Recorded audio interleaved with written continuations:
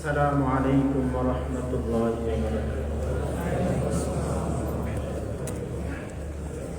الحمد لله وكفى وسلام على عباده الذين اصطفى. أما بعد فأعوذ بالله من الشيطان الرجيم. بسم الله الرحمن الرحيم. قل إن كنتم تحبون الله فاتبعوني يحببكم الله ويغفر لكم ذنوبكم والله غفور رحيم. وقال النبي صلى الله عليه وسلم: من أحب سنتي فقد أحبني ومن أحبني كان معي في الجنة. وقال النبي صلى الله عليه وسلم: من أحيا سنتي فقد أحياني ومن أحياني كان معي في الجنة. أو كما قال عليه الصلاة والسلام: أستغفر الله ربي من كل ذنب وأتوب إليه لا حول ولا قوة إلا بالله العلي العظيم. رب اشرح لي صدري ويسر لي أمري واحلل عقدة من لساني يفقهوا قولي. ربي زدني علما ربي زدني علما ربي زدني علما. اللهم صل على سيدنا محمد وعلى آل سيدنا محمد وبارك وسلم. محترم حاضرین, আল্লাহ তাআলা জাল্লা জালালুহু ওয়া নওয়ালুর দরবারে শুকরিয়া জানাই যে মহান রব্বুল আলামিন আমাদেরকে দ্বীনি কিছু বুঝ দিয়ে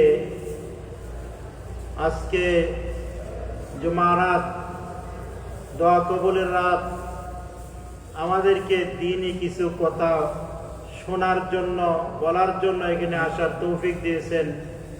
এই জন্য সকলে বলি আলহামদুলিল্লাহ, আলহামদুলিল্লাহ। ভাই, আমরা নিজের ইচ্ছায় আসতে পারি নাই। আল্লাহ যদি এই বস্তুটুকু না দিতেন, এতটুক সময় যতটুক বসে থাকবো, যতটুক থাকবো, এতটুক আমরা নিজের ইচ্ছায় দিতে পারতাম না। অনেকে পারে নাই, ওই বুঝ নাই। তার বুঝ হইল সময় নষ্ট হবে, ব্যবসায় ক্ষতি হবে, কাজে ক্ষতি হবে, গুরুত্বপূর্ণ সময় বা গুরুত্বপূর্ণ কাজ নষ্ট হয়ে যাবে। আল্লাহ তাকে ওই বুঝ দিছে। আর আমাকে আপনাকে এতটুকু বুঝ আল্লাহ দিছেন, এই জায়গায় আসলে লাভ হবে, আখিরাতে লাভ হবে, কবরে লাভ হবে, পরকালে লাভ হবে। তো এই বস্তুকে আমাদেরকে এই পর্যন্ত দৌড়ায় নিয়ে আসছে। হতে পারে এই বসা, এই আশা কিয়ামতের জন্য, কিয়ামতের মধ্যে নাজাতের জরিয়া হয়ে যেতে। কথা ঠিক না বেঠিক? আল্লাহ তাআলা তো বাহানা তালাশ করবে, আল্লাহ তাআলা ওসিলা তালাশ করবে। অল্প সময় পেয়েছে, দৌড়ে চলে গেছে, কদম মারছে, আল্লাহর পথে কদমগুলো লাগাইছে, আল্লাহর জন্যই দৃষ্টিগুলো সে প্রয়োগ করছে, আল্লাহর জন্যই নিঃশ্বাস নিছে, আল্লাহর জন্যই পানি পান করছে, হ্যাঁ, আল্লাহর জন্যই সে বসছে। এই বসা যদি আল্লাহ তাআলা কবুল করেন আর আল্লাহর জন্য হয়, এটাকে উসিলা করে আল্লাহ তাআলা মাফ করে দিতে পারে। ভাই, যদি একটু চিন্তা করি, আমাদেরকে আল্লাহ নিয়ে আসছেন, অনেকে আসতে পারে নাই, শুকরিয়া আদায় করা দরকার। যাওয়ার পরে আল্লাহ যে তৌফিক দিয়েছেন, 2 রাকাত সালাতুল শুকর যদি আদায় করি, আল্লাহ তাআলা আরো বেশি আমলের মন মানসিকতা তৈরি করে দিবেন। এক আল্লাহর ওলি, উনি প্রত্যেক কাজে তার শুকরিয়া, খালি শুকরিয়া। লা ইন শাকারতুম লা আযীদান্নাকুম, খালি শুকরিয়া। খানা খায়, দস্তরখানে বিছায় খানা খায়, সুন্নত তরিকায় খানা খায়, নিয়ামত বাড়তেছে, নিয়ামত বৃদ্ধি পাচ্ছে, দুনিয়া বৃদ্ধি পাচ্ছে, দুনিয়া বেড়ে যাচ্ছে। তার টেনশন যে আল্লাহ ওয়ালা হয়, সে খুব তার টেনশন, অনেক আমল করার পর টেনশন আল্লাহ নিকট কবুল হয়েছে কিনা। তিনি আমল পাচ্ছেছে, তার টেনশন হলো আমি তো আমল করি আল্লাহর জন্য, দুনিয়া পাওয়ার জন্য না। আমি আমল করে দুনিয়া বাড়তেছে, তা আমার আমলের বদলা কি দুনিয়াতে আল্লাহ দিয়ে দিচ্ছেন কিনা, এই টেনশনটা। তো একজন আল্লাহর ওলির কাছে গেছেন যে হুজুর আমার তো খালি নিয়ামত বাড়তি আছে, দুনিয়া বাড়তেছে, আমি তো আমল করি আল্লাহর জন্য, দুনিয়া বাড়ার জন্য না। তো বলে তুমি খানা খাও কোথায়? তো খানা খাই দস্তরখানা বিছায়, উটের উপর বসে খানা খাই। সে উটের উপর বসে খানা খায়, ওইখানে দস্তরখানা বিছায়, আরো নিয়ামত বাড়তেছে, কাঁদতেছে, আল্লাহ আমার এই আমল তো তোমার জন্য, আখিরাতের জন্য, কবরের শান্তির জন্য, পরকালের জন্য, দুনিয়া যে বাড়তেছে আমার। গাইবে আওয়াজ আসছে যে আমার দোস্তর, আমার নিয়ম যে আমার শুকরিয়া আদায় করে আমি তার নিয়ামত বাড়াইয়া দেই, আখিরাতেও দেই। ভাই দৌলত কামাইয়ের উপার্জনের লাইন কি? ব্যবসা, কৃষিকাজ করা, চাকরি? আরে ভাই দুনিয়া উপার্জনের পথ কোনটা, লাইন কোনটা?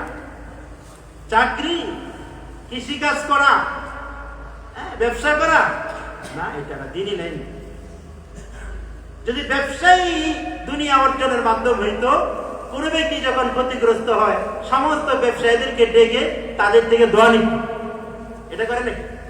আমার দেশে আছে, ওলামাদের কাছে আসে। বিপদগ্রস্ত হইলে, ব্যবসায়ী ক্ষতিগ্রস্ত হইলে, চাকরির পরিবেশের সমস্যা হইলে, কৃষিকাজের সমস্যা হইলে ওলামাদের নিকট আসে। এর দ্বারা কি বুঝে আসে? দৌলত অর্জন করার পথ হলো, লাইন হলো দিন, নেক আমল। মেরে মোহতারাম ভাই, হযরত থানবী রাহমাতুল্লাহি আলাইহি একজন বাচ্চা, খুবই মেধাবী, খুবই ব্রেইনি। দেখেন আল্লাহ তাআলা তার জন্য দিন পছন্দ করেন, দিনের মহব্বত তার কলমের মধ্যে ঢেলে দেন। বাচ্চা কাল থেকে আল্লাহ তাআলা দিনের মহব্বত তার কলমের মধ্যে ঢেলে দেন। দুনিয়ার মহব্বত, চাকরির মহব্বত, বাড়ি গাড়ির মহব্বত তার দিল থেকে আল্লাহ তাআলা আগে থেকে দূর করে দেন। তো বাচ্চা খুব মেধাবী। खान इब्राहिम हजरत बोलते हैं तेरे नजदीक महबूब क्या है, क्या इंग्रेजी सीखना या अरबी सीखना? তোমার কাছে কোন জিনিস ভালো লাগে? বাচ্চা মানুষ খুবই মেধাবী। জাগতিক শিক্ষা, ইংরেজি শিক্ষা না আরবি? বলে আমার নিকট আরবি ভালো লাগে। দেখেন বাচ্চা মানুষ, এই ভালো লাগে আরবি কে দিছেন?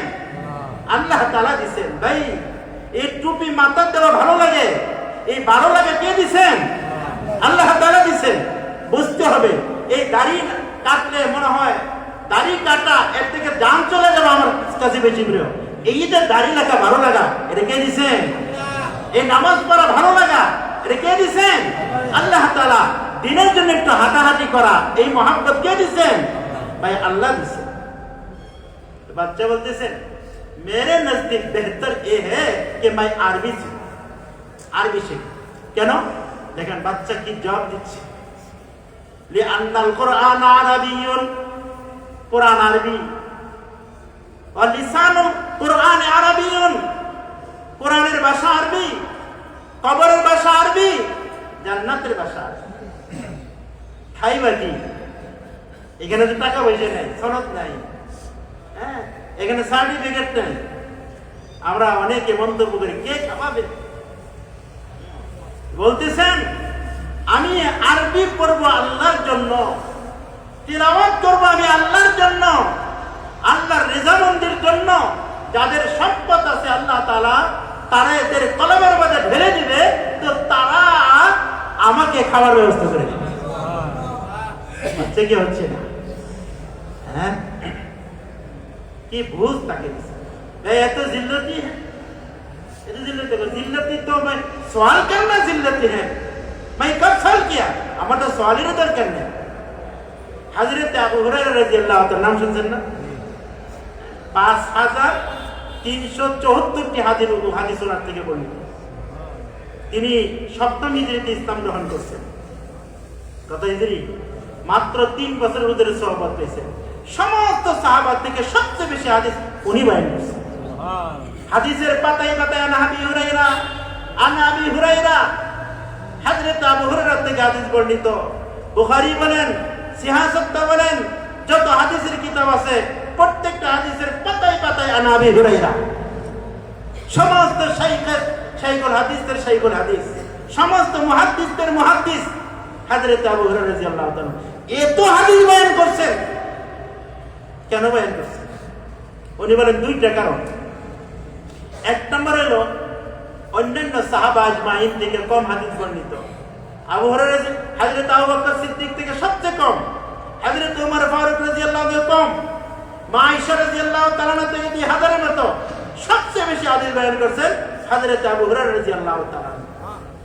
এক নম্বর কারণ হলো 24 ঘন্টা কাসরাতুল মুলাজামাত, নবী আলাইহিস সালামের দরবারে সর্বদাই বসেই থাকতেন, নাগা করতেন না, কামাই দিতেন না। আমরা তো হুজুর পেশ করি, আজকে আসলাম না কেন? শরীরটা ভালো না, আজকে অফিসে একটু সময় বেশি লাগছে, বলি নাই হুজুর আজকে শরীরটা ভালো না, নাতিটার শরীর ভালো না, বিবির শরীর ভালো না, বাড়ির সমস্যা ছিল। আমরা যাদের উত্তরসূরি হযরত আবু হুরায়রা রাদিয়াল্লাহু তাআলা আনহু, তিনি বলেন আমি খানার চিন্তা করি নাই, আমার ব্যবসা ছিল না, আমার কৃষিকাজ ছিল না, আমার চাকরি ছিল না, 24 ঘন্টা নবী আলাইহিস সালামের দরবারে পড়ে থাকতাম। একটা হাদিস আমার থেকে ছুটে যায় নাই। খানার কোনো পরোয়া নেই, ক্ষুধার কোনো পরোয়া নেই। হাদিসের লজ্জত, হাদিসের মজা, নবী আলাইহিস সালামের জবানের কথা মজা, এই মজা ছেড়ে দুনিয়ার পেছনে দৌড়ানো আমার দ্বারা সম্ভব ছিল। খোদাই পড়ে যেতাম আমি। মানুষে মনে মনে করতো আমার মিরকিরে করেছে, জুতা লাগাইতো, বলে আল্লাহি আমার মিরকি লোক ছিল না, আমার ছিল খোদা। এই খোদার, আমি খোদার পরোয়া করি নাই। নবী আলাইহিস সালামের একটা হাদিস যেন ছিটকে না যায়। কি পরিমাণ কুরবানি, কি পরিমাণ কুরবানি! তো যার কারণে সবচেয়ে বেশি হাদিস বয়ান করছেন। তো হুজুরের কাছে বলছি, ইয়া রাসূলুল্লাহ আপনার দরবারে তো আমি বসি, কিন্তু যা শুনি খালি বুঝে যায়। বলছেন তুমি চাদর বিছাও, চাদর বিছায় কি জানি নবী আলাইহিস সালাম পরে ফুট দিলেন, বুকের সাথে লাগাও। যে বুকের সাথে লাগাইছেন, তারপরে থেকে বলেন আমি হুজুর থেকে যা শুনি একটা আমি বলি না। দোয়া চাওয়া, মুরব্বীদের কাছে আসা, দোয়া চাওয়া, এটা দ্বীনের সমাজের বড় একটা জরিয়া। মুরব্বীদের কাছে আমরা আসতে ভয় পাই। মুরব্বীরা যে 24 ঘন্টা মেহনত করেন, আল্লাহর জন্য তারা দৌড়ান, কোথায় থেকে কোথায় চলে যাচ্ছেন। তো আল্লাহর মহাব্বত তার ভিতরে না থাকলে এত কুরবানি, এত সময় দেওয়া সম্ভব ছিল? আমি তো পারি না। সে আল্লাহর মাহবুব বান্দা না? একটু যদি দোয়া করেন আল্লাহ তার দোয়া শুনবে না? শাহ আহমদ লাহোরী রহমতুল্লাহি আলাইহি, দেখেন তার কুরবানি। শাহ আহমদ লাহোরী রহমতুল্লাহ আলাইহি শাইখুল হিন্দের তিনি ছাত্র ছিলেন। শাহ আহমদ লাহোরী রহমতুল্লাহ আলাইহি উনি শিখ ছিলেন, শিখ ধর্মের ছিলেন। তিনি মুসলমান হয়েছেন, দেওবন্দে পড়তেন। তো ওই এলাকার সবচেয়ে জমিদার যে ছিল, জমিদার, তো সেই জমিদার তার একমাত্র কন্যাকে দিয়ে দিবে, লোক পাচ্ছে না, বর পাচ্ছে না, ছেলে পাচ্ছে না, তালাশ করে। একদিন দেওবন্দে আসলেন, আয়েশা বলছেন হযরত मैं दौरा হাদিস में जाना चाहता हूँ, আমি দাওরা হাদিসের জামাতে যারা এবার 76 হাদিস পড়তেছে শেষ বছর, আমি ওই ক্লাসে যেতে চাই। বলে যান। গেছেন, যাওয়ার পরে শাহ আহমদ লাহোরী রহমতুল্লাহ আলাইহি ওনাকে পাইছেন। বলছেন হযরত ये जो बच्चा जो देखता हो मैं उससे मेरे बेटी को निकाह देना चाहता हूँ। এই একটা ছেলে দেখতেছি যে এই ছেলের কাছে আমাকে বিয়ে দিতে চাই। বলতেছেন আমি ওনাকে বিয়ে দিবেন? সে তো শিখ ছিল, তার নসব নাই, বংশ নাই, টাকা পয়সা নেই, কিচ্ছু নেই। কারণ আমি উসি সে দেনা চাহতা হूं। দেখেন তারা কি বুঝছেন, আমি এই ছেলের কাছে দিতে চাই, সম্পদ চাই না, আমি এর কাছেই দিতে চাই। তো আচ্ছা ঠিক আছে, তাকে ডাকলেন শাইখুল হিন্দ রহমতুল্লাহ আলাইহি, তুমি বিয়ে করবা? বলে হুজুর আমার কাছে বিয়ে কে দিবে, আমার ঘর নাই, বাড়ি নাই, অর্থ নেই, কোনো কিছু নেই, তো তুমি করবা নাকি? হ্যাঁ দিলে তো করবোই। বলে আজই আসরের পরে তোমার বিয়ে হবে, আজকেই হবে। তো বিয়ে হবে, ছাত্ররা বলতেছে তোমার একটা জামা বানায়নি, একটা মাত্র জামা থাকে। আবু হুরায়রা রাদিয়াল্লাহু তাআলা আনহু ক্ষুধার কারণে শুয়ে পড়তেন, মানুষ মনে করতেন নির্কিরোগ হয়েছে, জুতা লাগাইতেন, ওনারা হলেন উত্তরসূরি, একটা মাত্র জামা, জামা বানাই দেন। বলেন জামার দরকার নেই, ইস্তেগনা, মানুষ থেকে বেরিয়ে। তাহলে আমরা ধুয়ে দেই, তাহলে তোমাদের ধুয়ে দরকার নেই, আমি নিজেই ধুয়ে দেবো। আসরে পরে বিয়ে, ওই জামা ধুয়ে দিচ্ছেন, হ্যাঁ খুব শীত, বিয়ে হয়ে গেছে। বিয়ের পরে যখন মেয়েকে নিয়ে আসলেন, ছোট্ট একটা ঘর, জীর্ণ শীর্ণ ঘর, ওইখানে থাকার দিন শেষ, আবার ফেরত যখন যাবেন বাপের বাড়িতে, উনি চিন্তা করছেন মেয়ে তো আসবে, কারণ আমার কাছে কষ্ট, শাক, হ্যাঁ শাক পুকিয়ে সিদ্ধ করে দুজনে খাইছে, খাবার নাই, থাকার নাই, কোনো কিছু নেই। জমিদারের মেয়েকে আমার ঘরে থাকবে, এবার গেলে আর আসবে না। গেছে, যাওয়ার পরে মা জিজ্ঞাসা করছে তোমার স্বামী কেমন পাইছো? তাহলে মেরে সৌভাগ্য ইস জামানা কা বাদশাহ হ্যায়, আমার স্বামী এই যুগের বাদশাহ। কি পরিমাণ কুরবানি! পরবর্তীতে তায়েফ থেকে, মক্কা থেকে প্রতিদিন তাজা তাজা ফল আসতো ওনার জন্য, কুরবানি। আর এই মেয়ের খেদমতের জন্য আশেপাশে যত বড় লোকের বউ ছিল, তারা এসে খেদমত করতো বরকতের জন্য। যে জমিদারের মেয়ে একজন সাধারণ হুজুরের কাছে বিয়ে দিয়েছিল, তার কি পরিমাণ কুরবানি! দেখেন, আল্লাহ তাআলা রিজিকের মালিক কে? আল্লাহ তাআলা। কুরবানি করতে হবে তার জন্য। হযরতে মুসা আলাইহিস সালামের নিকট একবার ওহী আসছে, দেখেন ওহী আসতেছে, ওনার নজর গেছে ওহী থেকে না গিয়ে ঘরে যে খাবার নাই, ওই দিকে ঘরে খাবার নাই। আমি এখানে ওহী আসতেছে, দিনই কাজে আছে, ঘরে তো খাবারের ব্যবস্থা নেই। আল্লাহ জানেন না? আল্লাহ তো জানেন। তাহলে মুসা, তোমার যে লাঠিটা আছে, এই লাঠিটা, এই লাঠি, তোমার যে লাঠিটা আছে, সামনে একটা পাথর, এই পাথরে লাঠিতে আঘাত করো। আঘাত করছে, আঘাত করবার পাথর ফেটে গেছে, তার থেকে আরেকটা পাথর বের হয়েছে। আবার বলছেন তুমি আঘাত করো, আঘাত করছেন, এটাও ফেটে গেছে, তার থেকে আরেকটি দ্বিতীয় পাথর বেরিয়েছে। বলছেন তার উপর আঘাত করো, তার উপর আঘাত করছে, ফেটে গেছে। তার ভিতর থেকে একটা তাজা পোকা বেরোইছে, যার মুখের মধ্যে তাজা ঘাস। শুধু তাজা ঘাস না, ওয়াহালে জবান সে বলতেছে সুবহানাল্লাযী ইয়ারানি, পবিত্র ওই সত্তাই পোকা বলতেছে যেই সত্তা আমাকে দেখতেছেন। ওয়া ইয়াসমাউ কালামি, ওই সত্তা যিনি আমার কথা শুনতেছেন। ওয়া ইয়ারা মাকানি, এবং আমি যেই জায়গায় আছি আল্লাহ তাআলা দেখতেছেন। ওয়া ইয়াযকুরুনি, আল্লাহ আমার কথা স্মরণ করেন। ওয়ালা ইয়ানসানি, আমাকে ভুলেন না। রিজিকের মালিক কে? আল্লাহ তাআলা। কে নিয়ে আসছেন? আল্লাহ তাআলা। আসার বুঝ কে দিয়েছেন? আল্লাহ তাআলা। এই ইয়াকিন করতে হবে যে আল্লাহ তাআলা আমাকে বুঝ দিয়েছেন। হতে পারে এটাকে উসিলা করে কিয়ামতের ময়দানে যখন নাজাতের জরিয়া থাকবে না, আল্লাহ তাআলা মাফ করে দিতে পারে। শুক্রবার দিন দোয়া কবুলের দিন। তারপরে আগামীকাল শুক্র, জুমারাত, আগামীকাল শুক্রবার। হযরত আউস ইবনে আউস সাকাফি রাহমাতুল্লাহ থেকে রাদিয়াল্লাহু তাআলা আনহু থেকে একটা হাদিস বর্ণিত। তিনি বলেন জুমার দিনের বিশেষ 6টা আমল আছে।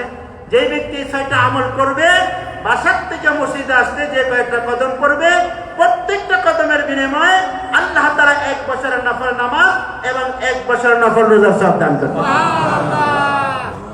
কয়টা আমল বিশেষ? 6টা আমল।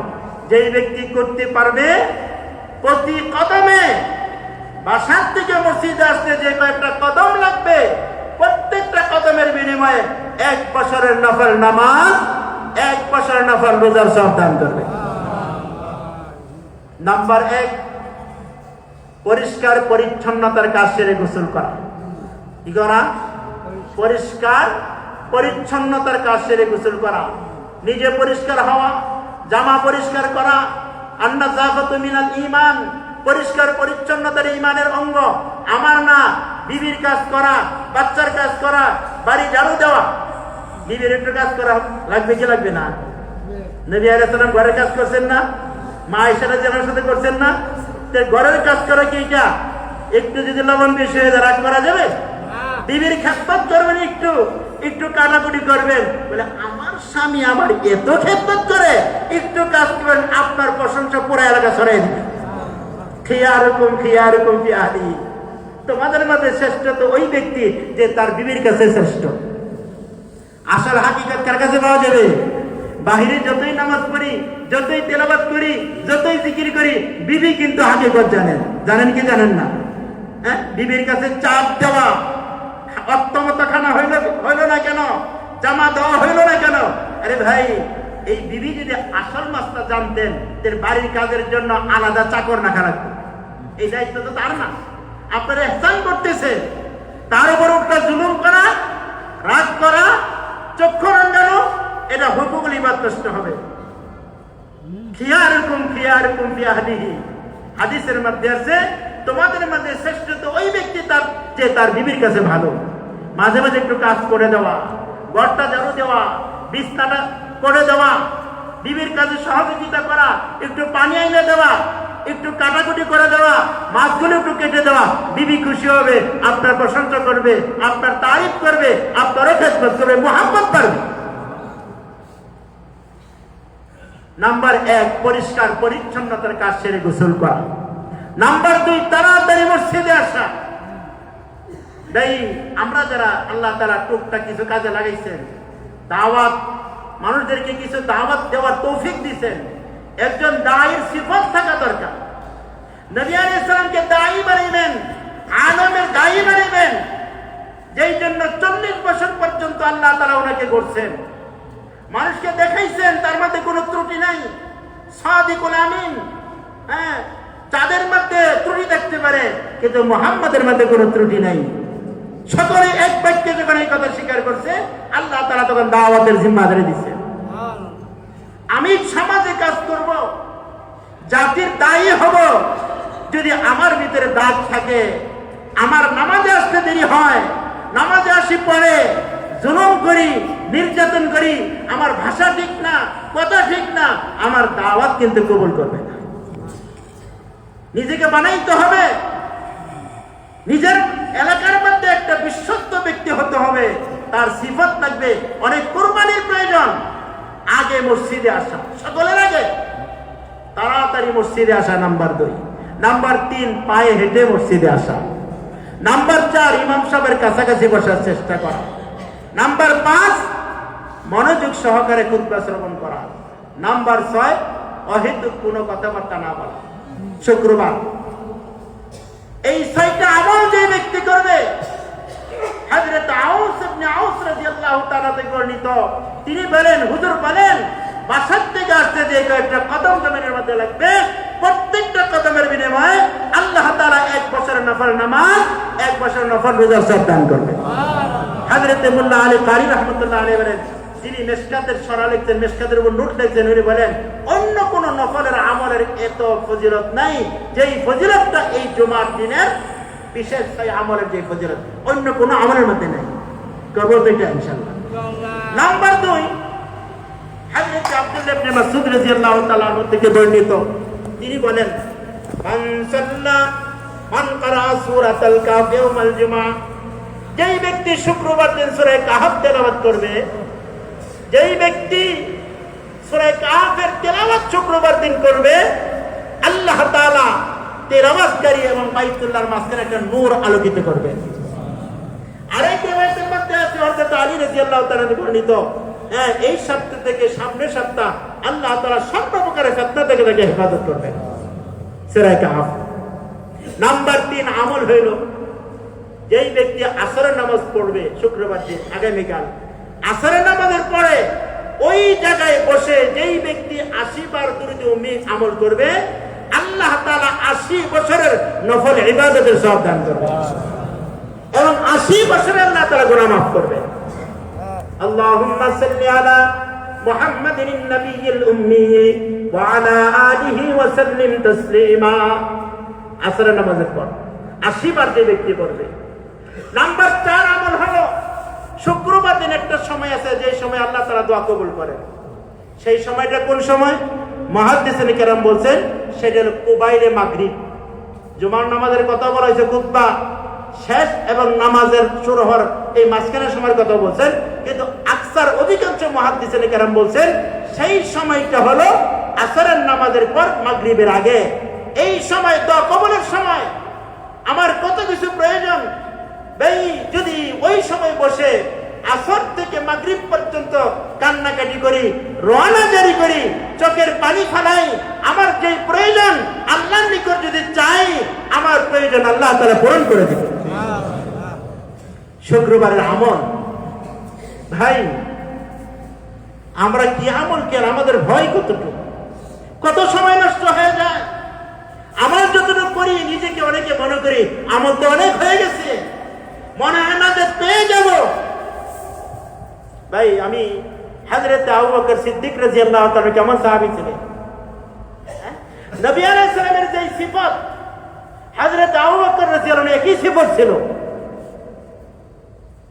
নবী আলাইহিস সালামের নিকট যখন প্রথম ওহী আসলো, গারে হেরায় যখন ওহী আসলো, ইকরা, ফেরেশতা বলছেন ইকরা পড়েন, উনি বলছেন মা আনা বিকারিন, আমি পড়তে পারি না। চাপ দিছেন, গদ্দানি চাপ দিছেন, ফাবালাগা মিন্নিল জুহদু, এমন চাপ দিছেন মনে হয় জান বের হয়ে যাবে। 3 বার চাপ দিছেন গারে হেরায়। 3 বার চাপ দেওয়ার পরে তৃতীয়বার হুজুর পড়তে শুরু করলেন ইকরা বিসমি রাব্বিকাল্লাযী খালাক। 3 বার চাপ দিছেন। 3 বার চাপ দেওয়ার পরে নবী আলাইহিস সালাম আসলেন, আই খাদিজা জাম্মিলুনি জাম্মিলুনি, খাদিজা আমাকে কম্বল দিয়ে জড়াও। ফেরেশতার চাপ, হ্যাঁ হযরত জিবরাইল আলাইহিস সালামের চাপ, লাহু 600 জানাহিন, 600টার পাখা ডানা, একটা পাখার দ্বারা কওমে লূতের বস্তিকে উপরে উঠায়া ওলটপালট করে দিয়েছেন। কি পরিমাণ শক্তি তিনি চাপ দিয়েছেন। নবী আলাইহিস সালামের গায়ে তো, নবী আলাইহিস সালামের গায়ে 40 জনের শক্তি ছিল, জান্নাতি 40 জনের শক্তি ছিল নবী আলাইহিস সালামের গায়ে। তারপরেও হ্যাঁ নবী আলাইহিস সালামের শরীরে ঘাম প্রবাহিত হতে শুরু হয়েছে। বলছেন আই খাদিজা জাম্মিলুনি জাম্মিলুনি, আমাকে কম্বল দিয়ে জড়াও। কম্বল দিয়ে জড়ানোর পরে যখন একটু সুস্থ হইলেন, বলেন আই খাদিজা কাদ খাসিতু আলা নাফসি, আমার তো ভয় হয়ে গেল, আমি মনে হয় আর বাঁচবো না, আমি মনে হয় বাঁচবো। মা খাদিজা বললেন কাল্লা, কশিন কালেও না, আপনার কিছুই হবে না। কেমন বিবি ছিলেন হযরতে খাদিজাতুল কুবরা রাদিয়াল্লাহু তাআলা আনহা। যতদিন উনি বেঁচে ছিলেন নবী আলাইহিস সালাম অন্য বিয়ে করেন নাই। নবী আলাইহিস সালামের যত সন্তান মা খাদিজার থেকে হয়েছে, ওনার সম্পদের দ্বারা দিনের অনেক কাজ হয়েছে। নবী আলাইহিস সালামকে সার্বিকভাবে সহযোগিতা করছেন। আদ দুনিয়া কুল্লুহা মাতা, খায়রুল মাতাই আল মারআতু সালিহা, সারা দুনিয়া ভোগ বিলাসের উত্তম ভোগ হলো একজন দিনদার বিবি, আল্লাহ ওয়ালা বিবি। হ্যাঁ, তুনকাহুল মারআতু লিআরবাইন, লিমালিহা ওয়া লিজামালিহা ওয়া লিহাসাবিহা ওয়া লিদীনিহা ফাসবার বিযাতিদ দীনি তারিবাত ইয়াদাক। আমরা তো বিয়ের সময় ছেলে বিয়ে দিব, মেয়ে বিয়ে দিব, দেখি দুনিয়া দুনিয়া এক নম্বর। বলেন দুনিয়া তো দেখো, বংশ দেখো, মানও দেখো, ফাসবার বিযাতিদ দীন, দিন দেখো। যদি ঘরে দিন থাকে আর কিচ্ছু নাই, চেহারা নাই, সে আল্লাহ ওয়ালা, স্বামীর হক বুঝে, তাহাজ্জুদের নামাজ পড়ে, পর্দার ভিতরে থাকে, দেখবেন আপনার ঘর জান্নাত হয়ে যাবে। দিনদার হয়েছে দুনিয়া না। হযরত খাদিজাতুল কুবরা ছিলেন, সব সম্পদ নবী আলাইহিস সালামকে দিয়ে দিয়েছেন, দিনের কাজে লেগেছিল। হযরত খাদিজাতুল কুবরা বলতেছেন কাল্লা, আপনার কিছুই হবে না। শুধু বললেই তো হবে না, নবী আলাইহিস সালাম উম্মতকে সান্ত্বনা দিবেন। নবী আলাইহিস সালাম পেরেশানির মধ্যে পড়ছেন, কে আমাকে চাপ দিল? উনি নিজেই পেরেশানগ্রস্ত হয়েছে, ওনাকে সান্ত্বনা কে দিবে? খাদিজাতুল কুবরা, আল্লাহ তাআলা ইলহাম করছেন, তিনি সান্ত্বনার বাণী শুনিয়ে দিয়েছেন, আপনার কিছুই হবে না। কেন? ইন্নাকা তাসিলুর রাহিমা, কারণ হলো আপনার আত্মীয়তার সম্পর্ক খুব ভালো, আত্মীয়র সাথে আপনার সম্পর্ক ভালো, তাদের হক আপনি নষ্ট করেন না, এটা সুন্নাত।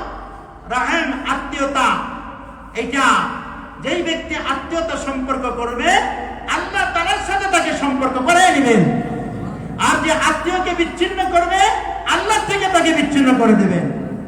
বোনের হক আদায় করি না, ভাইয়ের হক আদায় করি না, বারোটা দিতে মন চায়, ফুফুর হক আদায় হয় না, আত্মীয়ের কাছে যাই না। আরে ভাই, এটাও তো একটা ইবাদত, বহু বড় ইবাদত। এই সমস্ত হকগুলো আমরা নষ্ট করতেছি। বলে আপনার আত্মীয় হক পরিপূর্ণ আদায় করেন। ওয়াতাসদিকুল হাদিস, সত্য কথা বলেন। আপনি সত্য কথা বলেন, মিথ্যা কথা বলেন না। ওয়াতাহমিলুল কাল্লা, যার কিছুই নাই আপনি তাকে কাজ করে খাবারের ব্যবস্থা করেন। ওয়াতাকসিবুল মাদুম ওয়াতাকরিজ যায়িফ ওয়া তুঈনু আলা নওয়াইবিল হক, প্রাকৃতিক দুর্যোগে ক্ষতিগ্রস্ত তাদেরকে আপনি সাহায্য করেন, মেহমানদারি করেন। আপনি মেহমানদারি করেন, মানুষের উপকার করেন। যার এই সিফত আছে আল্লাহ তাকে কোশ্চেনকালে ধ্বংস করবেন না। হযরত খাদিজাতুল কুবরা রাদিয়াল্লাহু তাআলা আনহার ব্যাপারে হযরত নবী আলাইহিস সালাম সম্পর্কে খাদিজাতুল কুবরা বলেছেন, হযরত আবু বকরকে বলছিলেন যখন কাফেররা নির্যাতন করলো, ওনাকে মারলো, উনি বলেন আমি আর মক্কায় থাকবো না, হাবশা চলে যাব। আবু দাগিনা বসল, কই যাও ভাই? বলে এখানে আর থাকবো না, তোমার জাতি আমার উপর নির্যাতন করছে, মারছে, এনে থাকবো না। বলে কাল্লা, তুমি যেতে পারো না, তোমার মতো মানুষ দরকার আছে, প্রয়োজন আছে। মা খাদিজা নবী আলাইহিস সালাম সম্পর্কে যে সিফতের কথা বলছেন, আবু দাগিনা একই কথা আবু বকর সম্পর্কে বলছেন, তুমি ইন্নাকা লাতাসিলুর রাহিমা, তোমার আত্মীয়তা সম্পর্ক ভালো, সত্য কথা বলো। যারা অনাথ, যারা কিছুই নাই, কামাই করে তুমি তাদের খাবারের ব্যবস্থা করো, দান করো, খয়রাত করো। তুমি আত্মীয়তা সম্পর্ক ঠিক রাখো, মেহমানদারি করো।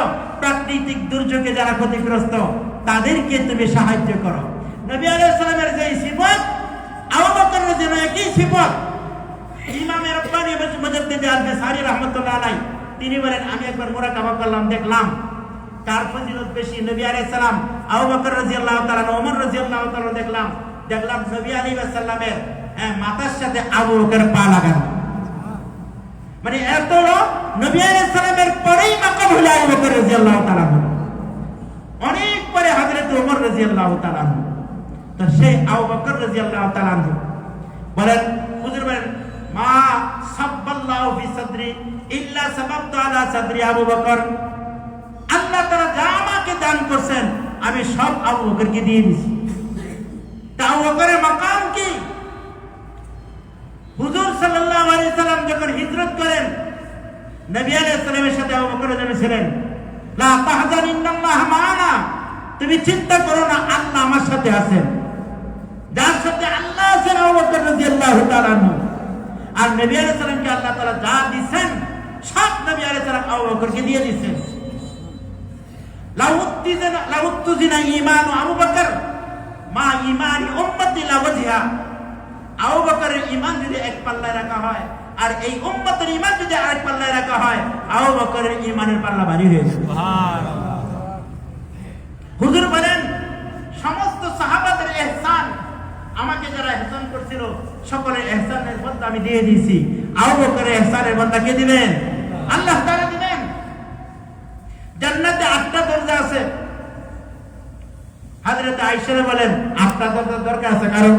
বলে হ্যাঁ, এমন ব্যক্তি আছে যাকে জান্নাতের 8 দরজা দিয়ে ডাকবে, সে হলো তোমার বাবা আবু বকর রাদিয়াল্লাহু তাআলা। কি মাকাম ছিল! নবী আলাইহিস সালামের জামান দিয়ে বলেন, আবু বকর জান্নাতি, আবু বকর জান্নাতি সাহাবী। তো এই জান্নাতি সাহাবী নবী আলাইহিস সালামের পরে যিনি খলিফা হলেন, তার মাকাম কি দেখেন, তার আমল কি। একবার মসজিদে নববীতে যত প্রতিবন্ধী আছে, যত মাযুর আছে, তার একটা লিস্টির চার্ট আছে, কার খেদমত করবে কে, এটারও চার্ট আছে। হযরত ওমর রাদিয়াল্লাহু দেখলেন যে কোন মাযুর খালি আছে কিনা, আমি তার খেদমত করব। দেখেন প্রত্যেক মাযুরের সাথে তার খাদেম নিযুক্ত। একজন মহিলা, সে মাযুর, তার খাদেম নাই। চিন্তা করেন আমি তার খেদমত করব। রাত্রে গেলেন, গিয়ে ডাক দিলেন যে আমি আসছি আপনার খেদমতের জন্য। বলে তার ফুআইলা, কাজ হয়ে গেছে। চিন্তা করে গেলেন, সেই লোকটা কে? তার খাদেম আছে, তার নাম গোপন রাখছে, সেই লোকটা কে? চিন্তা করলেন, পরের দিন দেখি যে লোকটাকে চিনতে হবে, জানতে হবে। পরের দিন আরেকটা রাত যখন বেশি হয়ে গেলেন, বলছেন ডাক দিচ্ছেন আপনার খেদমতের জন্য আসি। বলে আমার খেদমত হয়ে গেছে। তিনি আরো বেশি আগ্রহী হইলেন তাকে জানার জন্য। পরের দিন চিন্তা করলেন আরেকটা রাত করে যাবো। আরো গভীর রাতে গেছেন, হ্যাঁ যা ডাক দিয়েছেন, গিয়ে ডাক দিয়েছেন, ডাক দেওয়ার উত্তর আছে আমার খেদমত হয়ে গেছে। পরের দিন চিন্তা করলেন আজকে রাত্রে ঘুমাবো না। না ঘুমিয়ে তিনি উৎপত্তি আছেন কে তার খেদমত করে, তার নাম গোপন, কেউ জানে না, আমিও জানি না সেই লোকটা কে। রাত্রে যখন গভীর হইল, অন্ধকার হলো, সারা নাই, শব্দ নাই, নীরব স্তব্ধ। কে একজন জানি আসতেছে, বোঝা যাচ্ছে না, পায়ে জুতাও নাই, আস্তে আস্তে আস্তে আসতেছে, পায়ে জুতা নাই। চিন্তা তার যে জুতা পরিধান করে আসেন, জুতার আওয়াজ হবে, মানুষের কষ্ট হবে, ঘুম ভেঙে যাবে, এই জন্য জুতা খুলে তিনি আস্তে আস্তে আসতেছেন। তখন যখন তিনি চিনলেন তিনি হলেন আবু বকর সিদ্দিক রাদিয়াল্লাহু তাআলা। তিনি খলিফাতুল মুসলিমিন, জাতির খাদেম, রাতের অন্ধকারে খেদমত করেন। তার কি সিফত? সেই আবু বকর রাদিয়াল্লাহু তাআলা, নবী আলাইহিস সালাম বলেন আমার আবু বকর জান্নাতি, তোমরা আবু বকরকে কষ্ট দিও না। উনি দ্বীনের ক্ষেত্রে যে ইহসান করছেন আর কেউ করে নাই। সেই আবু বকর বলতেছেন আল্লাহ, আমার মা যদি আমাকে জন্ম না দিত, আমি যদি দুনিয়াতে না আসতাম, কবর কত কঠিন, মৃত্যুর সাকারাত কত কঠিন। জান্নাতি সাহাবী উনি বলতেছেন আমার মা যদি আমাকে জন্ম না দিত, আমি যদি না আসতাম, আল্লাহর নিকট হিসাব যদি না দেওয়া লাগতো। দেখেন কি ভয়। আমরা নামাজ পড়ি, একটু আল্লাহ খেদমতের তৌফিক দিয়েছেন না আমাদের, মনে মনে আনন্দে আমরা আনন্দিত হই, মনে হয় জান্নাতে চলে যাব, মনে মনে খুশি হই। কোনোদিন নির্যাতিত হয় নাই, কেউ গাড়ি গাড়ি ধাক্কা দেয় নাই, কটু কথা বলে নাই। হ্যাঁ, আবু বকর রাদিয়াল্লাহু তাআলা নবী আলাইহিস সালাম দ্বীনের জন্য দান্না শহীদ করছেন। আবু বকর নির্যাতিত হয়েছেন। উনি বলতেছেন, জান্নাতি সাহাবী বলতেছেন আমি যদি দুনিয়াতে না আসতাম, আমার মা যদি জন্ম না দিত, আমি যদি কোনো জান্নাতি মুমিন বান্দার গায়ের পশম হইতাম, আমি যদি কোনো পাখি হইতাম, দেখেন আমি যদি কোনো পাখি হইতাম, পাখির তো হিসাব নাই, আমি যদি এই বৃক্ষলতার বীজ হইতাম, মানুষ না হইতাম, হিসাব দেওয়া লাগতো না। কি ভয়, কাঁদতেন, চোখের পানি ফেলতেন। ইন্নামাল আমালু বিল খাওয়াতিম, সবসময় দোয়া করতে হবে আল্লাহ আমার মৃত্যু যেন ঈমানে মৃত্যু হয়। ঈমানে মৃত্যু যদি না হয় তাহলে তো এই কাজের কোনো দাম নাই, কোনো দাম নাই। হযরতে ওমর ফারুক রাদিয়াল্লাহু তাআলা আনহু হুজুর বলতেন লাউকানা বাদ নবিয়ান লাকানা ওমর, আমার পরে যদি কেউ নবী হইতো ওমর নবী হইতো। হযরত ওমর রাদিয়াল্লাহু তাআলা যেই জায়গাতে যেই গলিতে যাইতেন, ওই গলিতে শয়তান ঢুকতো না। হযরত ওমর রাদিয়াল্লাহু আনহু রায় মোতাবেক আল্লাহ তাআলার শান, আল্লাহ তাআলার শান নবী হযরত ওমর রায় মোতাবেক হয়েছে কোরআনে কারিমে 21 জায়গায়। উনি যেই সিদ্ধান্ত, সেই সিদ্ধান্ত মোতাবেক আল্লাহ তাআলা আয়াত নাযিল করছেন। তার মাকাম কি? হযরত ওমর ফারুক রাদিয়াল্লাহু তাআলা একদিন মা আয়েশা রাদিয়াল্লাহু তাআলা বাসা নবী আলাইহিস সালাম দরবারে আকাশের দিকে তাকাইলেন, তারকার অভাব নেই। ইয়া রাসূলুল্লাহ, এই আকাশে তো অগণিত তারকা, কারণ কি আমল অগণিত এই পরিমাণ আমল আছে? বলে আছে, সে ওমর। হযরত ওমর রাদিয়াল্লাহু তাআলা জান্নাতি সাহাবী। হযরত ওমর রাদিয়াল্লাহু কথা আগুনে শুনতো। মদিনায় যখন দাবানল হইল, পাহাড়ে যখন আগুন বের হলো, তামিমে দাঁড়িয়ে বলছেন যাও আগুনকে ভালো, আগুনকে বলে দাও আগুন যেন নিভে যায়। তামিমে দাঁড়িয়ে রাদিয়াল্লাহু তাআলা জামা দিয়ে তাবুক বানিয়ে এই আগুনকে মারতে মারতে যেখান থেকে আগুন বেরিয়েছে ওইখানে নিভে গেছে। আগুনে তার কথা শুনতো, বাতাসে তার কথা শুনতো, ইয়া সারিয়াতুল জাবাল, বাতাসে তার কথা শুনতো, পানি তার কথা শুনতো। ভূমিকম্প হইল একবার মদিনায়, তিনি পা দিয়ে আঘাত করলেন, হে জমিন আমি কি তোমার উপর ইনসাফ করি না? সাথে সাথে ভূমিকম্প বন্ধ হয়ে গেল।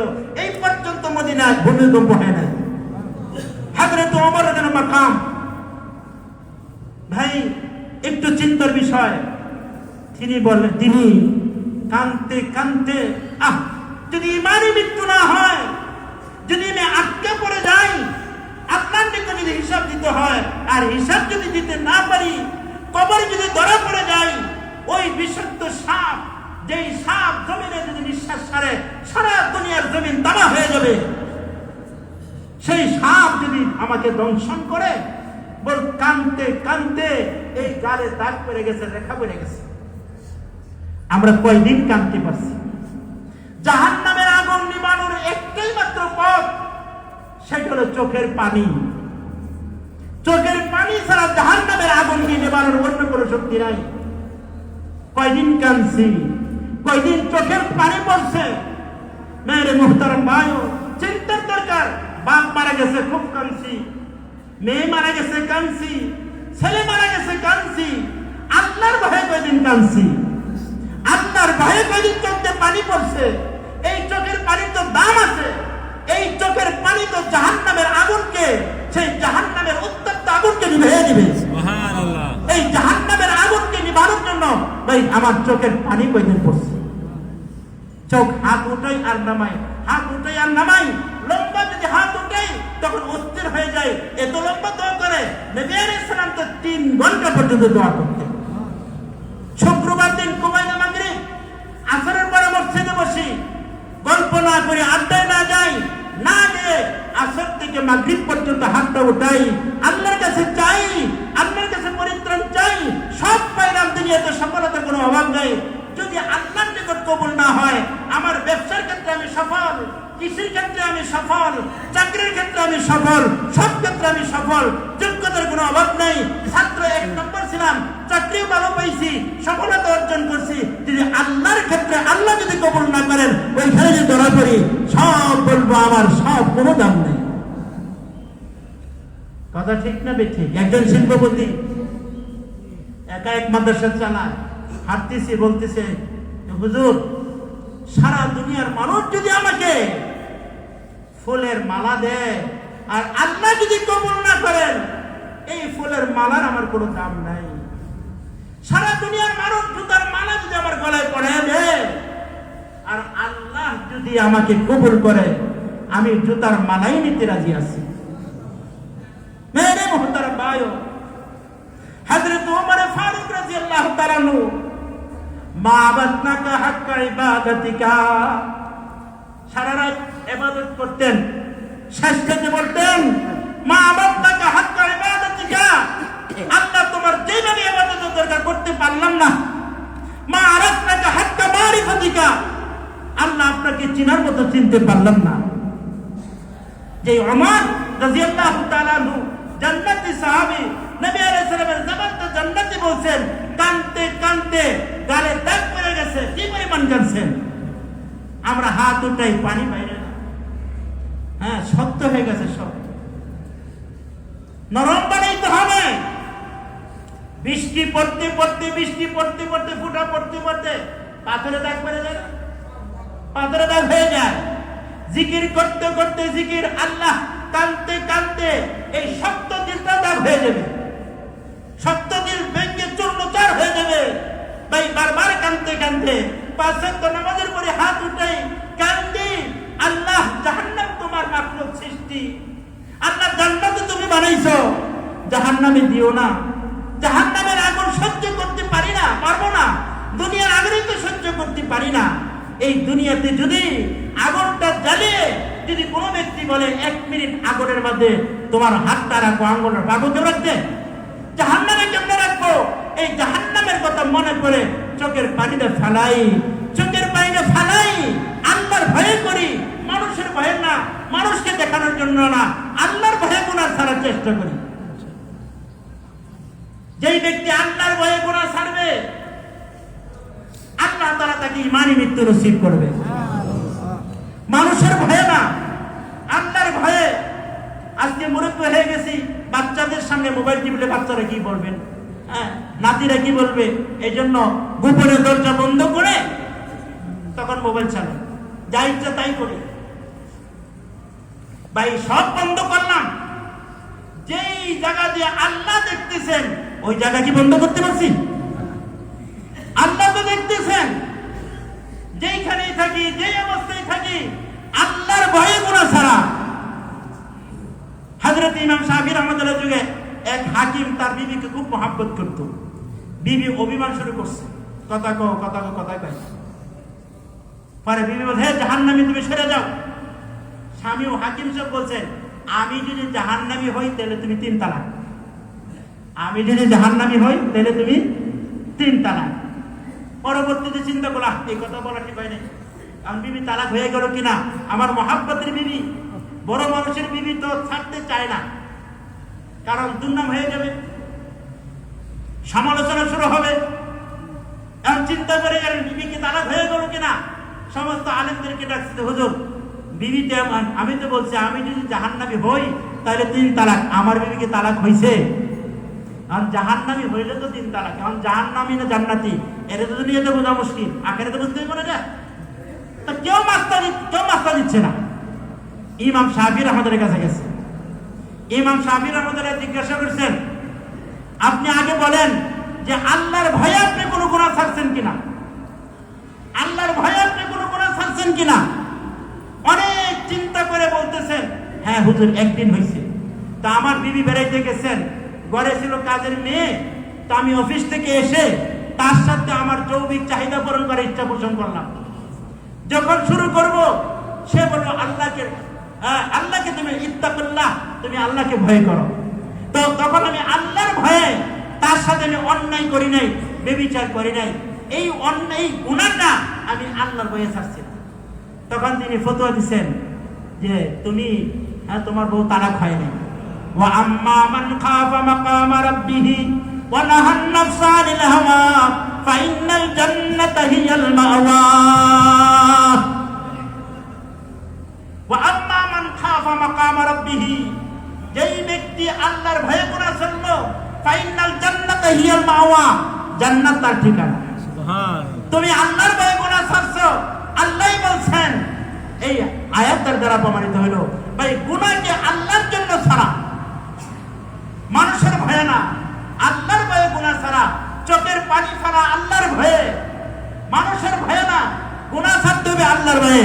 হযরত ওমর ফারুক রাদিয়াল্লাহু তাআলা আনহু তিনি কাঁদতে কাঁদতে চেহারায় গালে দাগ পড়ে গেছে। এমন কোন শরবত পান করেন নাই যে শরবতের মধ্যে চোখের পানি মিশে নাই। যখন এই শরবত পান করতেন চোখ দিয়ে পানি পড়তো, চোখ দিয়ে পানি পড়তো। মেরে মুহতারাম ভাইও, তাদের কি পরিমাণ আল্লাহর ভয় ছিল। হযরত আব্দুল্লাহ ইবনে মুবারক রাহমাতুল্লাহি আলাইহি, হাদিসের সম্রাট, ইমাম, হাদিসের কিতাবের মধ্যে, আসমায়ে রিজালের কিতাবের মধ্যে আব্দুল্লাহ ইবনে মুবারকের এত প্রশংসা আছে যে প্রশংসা ইমাম বুখারী সম্পর্কে আসে না।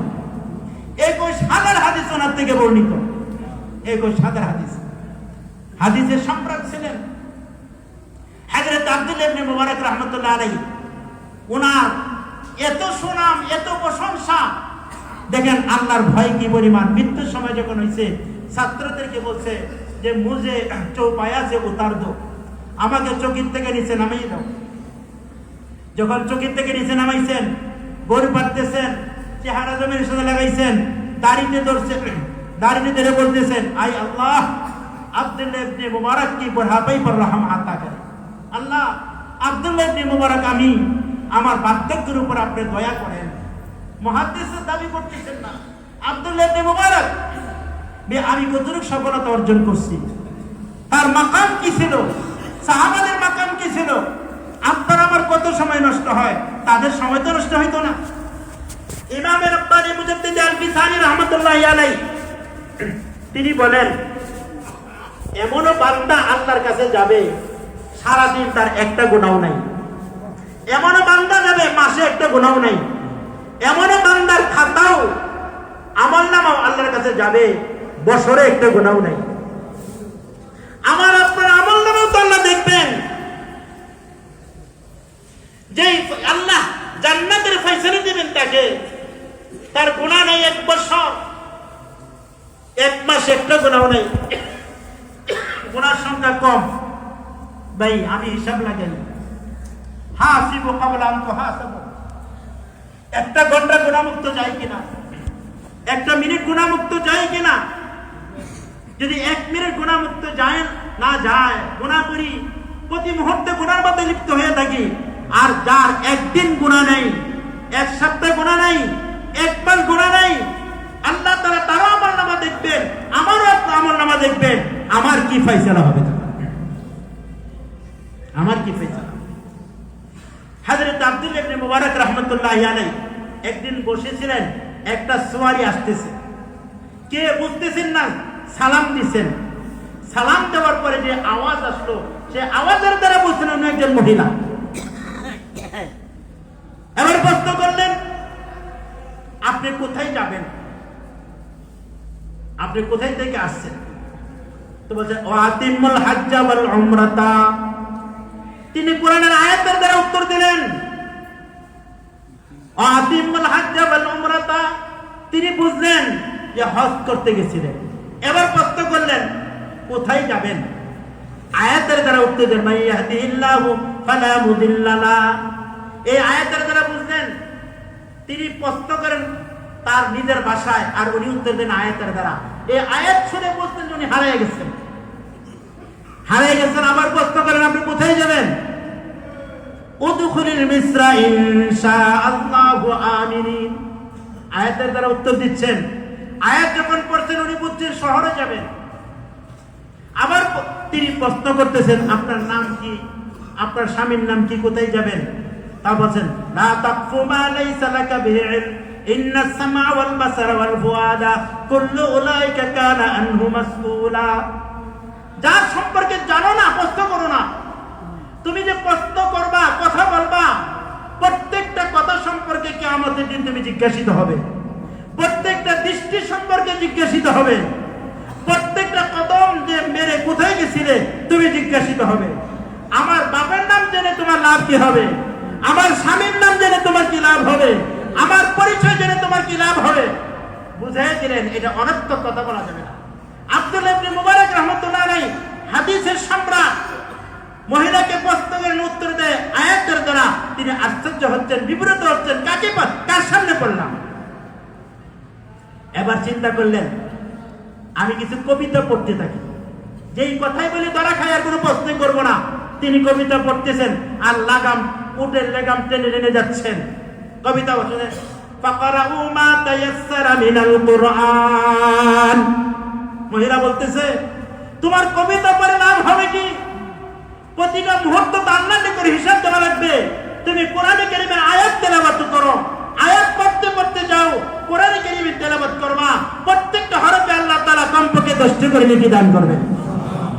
তুমি আয়াত পড়ো, তেলাওয়াত করো, কবিতা পড়ে লাভ নাই।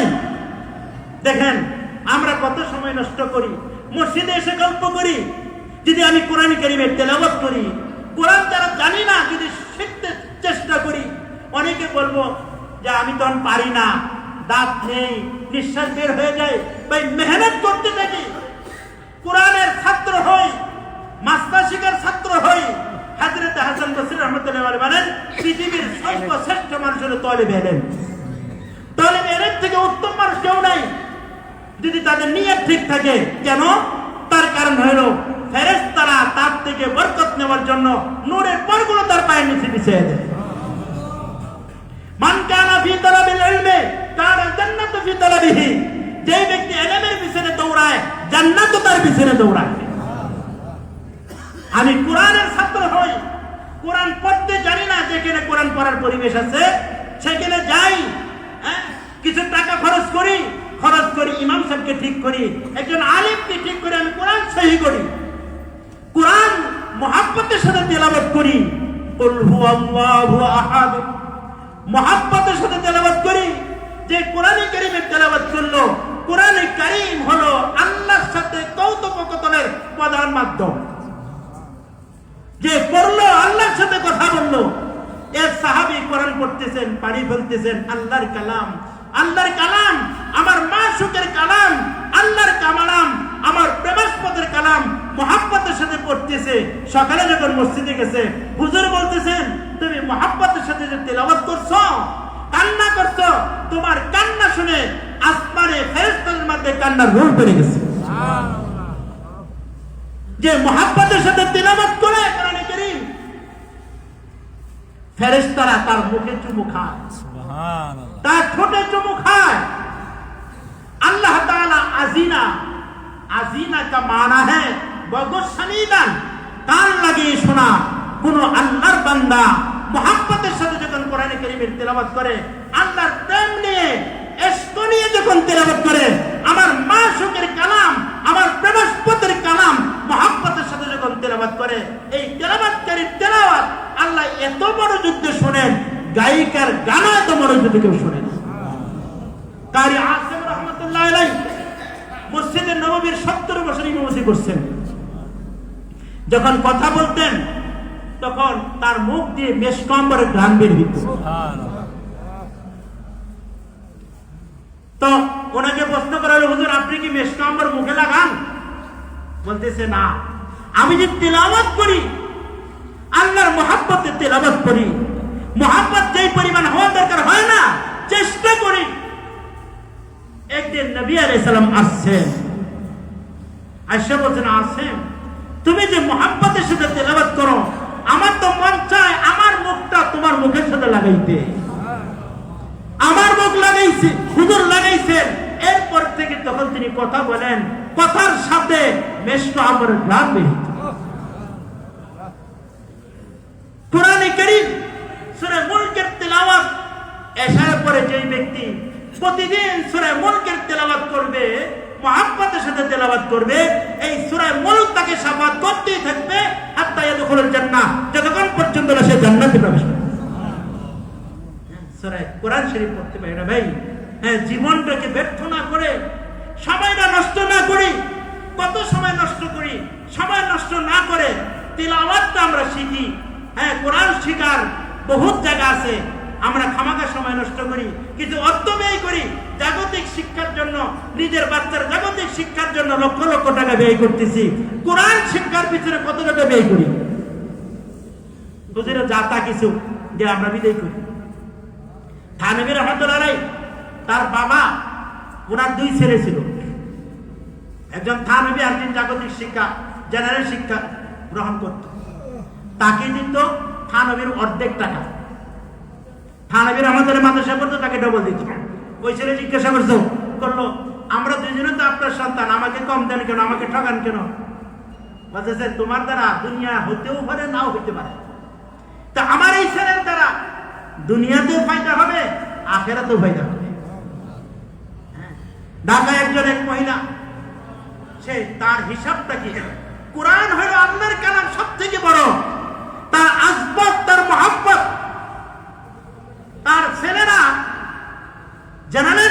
জেনারেল শিখত, ওই মাস্টারকে যা দিত কোরআনের শিক্ষা যার থেকে শিখত তাকে 3 ডবল দিত। এটা কালামুল্লাহর মুহাব্বত, কোরআনের আসবাব, কোরআনের মুহাব্বত। যেই ব্যক্তি কোরআন তেলাওয়াত করবে, কোরআনকে মুহাব্বত করবে, কোরআনকে বুকে লাগাইবে, যখন মান রাব্বুকা প্রশ্ন করবে কবরে, এই কোরআন সামনে আসবে, কোরআন সুরত ধরে আসবে, নামাজ সুরত ধরে আসবে, যাকাত সুরত ধরে আসবে, এই কোরআন শাফাআত করে জান্নাতে নিয়ে যাবে। মেরে মুহতারাম ভাই, হযরত ওমর রাদিয়াল্লাহু কি ভয় ছিল। তা হযরত আব্দুল্লাহ ইবনে মুবারক রাহমাতুল্লাহ আলাইহি বলতেছে, মহিলা, ফাকরাউ মা তায়াসসারা মিনাল কোরআন, তুমি কবিতা পড়তেছো কেন? কোরআন পড়ো। তুমি যাচ্ছ জিকির করো, হ্যাঁ, উপরে ওঠার সময় আল্লাহু আকবার, নিচে নামার সময় সুবহানাল্লাহ, সমতল ভূমিতে চলার সময় লা ইলাহা ইল্লাল্লাহর জিকির। হ্যাঁ, জিকির করতে করতে জবানকে তাজা রাখি, জীবন যেন না হয়। এখন সঙ্গে যদি দুনিয়াবি কথার জন্য হয়, অনর্থক কথার জন্য হয়, তাহলে এমন বন্ধুর দরকার নাই। দিনে মুযাকারা হতে পারে, দিনে মুযাকারা হতে পারে, দিনে আলোচনা হতে পারে, মাস্টার জন্য কথা হতে পারে, অন্যদের জিকিরের সাথে লা ইলাহা ইল্লাল্লাহ, লা ইলাহা ইল্লাল্লাহর জিকিরের সাথে চলি। রিজিক তো আল্লাহ তাআলা দিবেন। 3 পাথরের ভিতরে যেই আল্লাহ তাআলা ওই পোকাকে রিজিকের ব্যবস্থা করেন, আল্লাহ আপনার আমার রিজিকের ব্যবস্থা করবে না?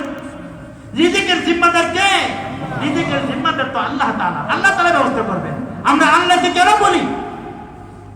মেরে মুহতারাম ভাই, হযরত আব্দুল্লাহ ইবনে মুবারক রাহমাতুল্লাহ আলাইহি শহরের কাছে যখন গেলেন, জিজ্ঞাসা করলেন, তখন আপনার কি সন্তান আছে? উনি বলতেছেন, আল মালু ওয়াল বানুনা জিনাতুল হায়াতিদ দুনিয়া। আয়াতের দ্বারা উত্তর দিচ্ছেন, আল মালু ওয়াল বানুন, মাল এবং সন্তান। ও তার দ্বারা বুঝলেন যে সন্তান আছে। নাম কি? আয়াতের দ্বারা ইব্রাহিম ওয়া ইসমাঈল ওয়া ইসহাক, আয়াতের দ্বারা উত্তর দিলেন। সন্তানের নাম একটা ইব্রাহিম, ইসমাঈল, ইসহাক, 3 সন্তান। ওই নাম ধরে 3 সন্তানকে বের করলেন। ফুট করে 3 সন্তান বের হইল। মাকে পেয়ে তারা খুশি। বলে মা একসাথে হজ করতে গেছিলেন, মা হারাই গেছে, মাকে পেয়ে খুশি। কোরআনে আয়াতের দ্বারা বলছে, ওয়াইতিমুনা আত-তাআমা আলা হুব্বিহি মিসকিনান ওয়া ইয়াতীমান ওয়া আসীরা। এই আয়াত যখন মা পড়ল, তখন আব্দুল্লাহ ইবনে মুবারকের জন্য সন্তানেরা খানার ব্যবস্থা করছে। কোনো প্রয়োজন হয় না, সন্তানদেরকে আয়াতের দ্বারা বুঝাইতো, সন্তানরা বুঝে যেত যে এই আয়াতের দ্বারা মা এটা চাচ্ছেন। আব্দুল্লাহ ইবনে মুবারক রহমাতুল্লাহ চিন্তা করেন, আমি খানা খাবো না। আয়াতের দ্বারা বুঝাইলেন, ইন্নামা নুতিমুকুম লিওয়াজহিল্লাহ লা নুরিদু মিনকুম জাযাআ ওয়ালা শুকুরা। আমরা খানা খাবো আল্লাহর জন্য। তিনি বিব্রত হলেন। আমি বলি নিজের বাসায়, উনি তো আয়াতের দ্বারা উত্তর দেন, খানা খাইছেন। খানা খাওয়ার পরে জিজ্ঞাসা করতেছেন, ভাই একটু বলি, পুরা রাস্তায় আমি যে কোনো প্রশ্ন করি আপনার মাকে আয়াতের দ্বারা উত্তর দেয়, ব্যাপারটা কি? তো উনি বললেন, আজ থেকে 20 বছর যখন শুনলেন অনর্থক যদি কথা বলি, অনর্থক সময় নষ্ট করি, প্রত্যেকটা কথা প্রত্যেকটা সময়ে আল্লাহর নিকট তার জবাব দিতে হবে, ওই দিক থেকে তিনি অনর্থক কথা নিজের ভাষায় কথা বলেন না, কোরআনে আয়াতের দ্বারা সব কথা বলেন। 20 বছর আমার মা হাফেজা। দেখেন ওই মহিলার বুঝ কি? অনর্থক কথা বলি, মানুষদেরকে গালি দেই, মিথ্যা কথা বলি, প্রত্যেকটা কথার উত্তর কিয়ামতের ময়দানে দিতে হবে। এর থেকে যদি আমি তেলাওয়াত করি, তেলাওয়াত করার জন্য সত্য শিখতে হবে, শেখা লাগবে না? তো শেখার জন্য তো শেখার পরিবেশে যেতে হবে। ছাত্র হয়ে পড়ার চেষ্টা করি, মৃত্যু পর্যন্ত তালিবে ইলম থাকি, তালিবে ইলম কোরআনের ছাত্র হয়ে থাকি। আল্লাহ কোরআন শিখতে শিখতে মৃত্যু দেন, আল্লাহ কোরআন শিখতে শিখতে মৃত্যু দেন। অন্য কোনো উসিলা তো নাই। এই তালিবে ইলম অবস্থায় মৃত্যু হয়, কমপক্ষে বলতে পারবো আল্লাহ আরো শিখতাম, আলেম হইতাম। আল্লাহ আপনাকে নিয়ে আসছেন, উসিলা আল্লাহ তাআলা মাফ করে দিতে পারে। কথা ঠিক না বেঠিক? মেরে মুহতারাম ভাইও, দেখেন আল্লাহ তাআলা, আল্লাহ জাল্লা জালালুহু মানুষদেরকে বানাইছেন, তার মধ্যে গুনাহ আছে, আবার ভালো আছে, মন্দ আছে। ফেরেশতার মধ্যে গুনাহ নাই, শয়তানের মধ্যে ভালো কাজ নেই। ফেরেশতা শুধু ভালোই করতে জানে, আর শয়তান শুধু খারাপই করে। আর মানুষ এইটা গাফলতির কারণে অনেক সময় অন্যায় হয়ে যায়, গুনাহ হয়ে যায়। গুনাহ যে হয়ে যায়, এই গুনাহ থেকে পরিত্রাণের ব্যবস্থা আল্লাহ তাআলা করছেন না? হ্যাঁ, মুহাম্মদ ইবনে সিরিন রাহমাতুল্লাহ আলাইহি আল ঈমানুল আওসাত একটা কিতাব আছে, ওই কিতাবে লিখছেন যে গুনাহ মাফের 10টা সবাব, 10টা কারণ। গুনাহ মাফের কয়টা কারণ? 10টা কারণ। সব করে বলতে পারবো না, যে করে বলতে পারি। 1 নম্বর হলো তওবা। তওবা দ্বারা কি হয়? তওবা দ্বারা গুনাহ মাফ হয়। আমরা গুনাহ করছি না? গুনাহ তো হয়ে গেছে।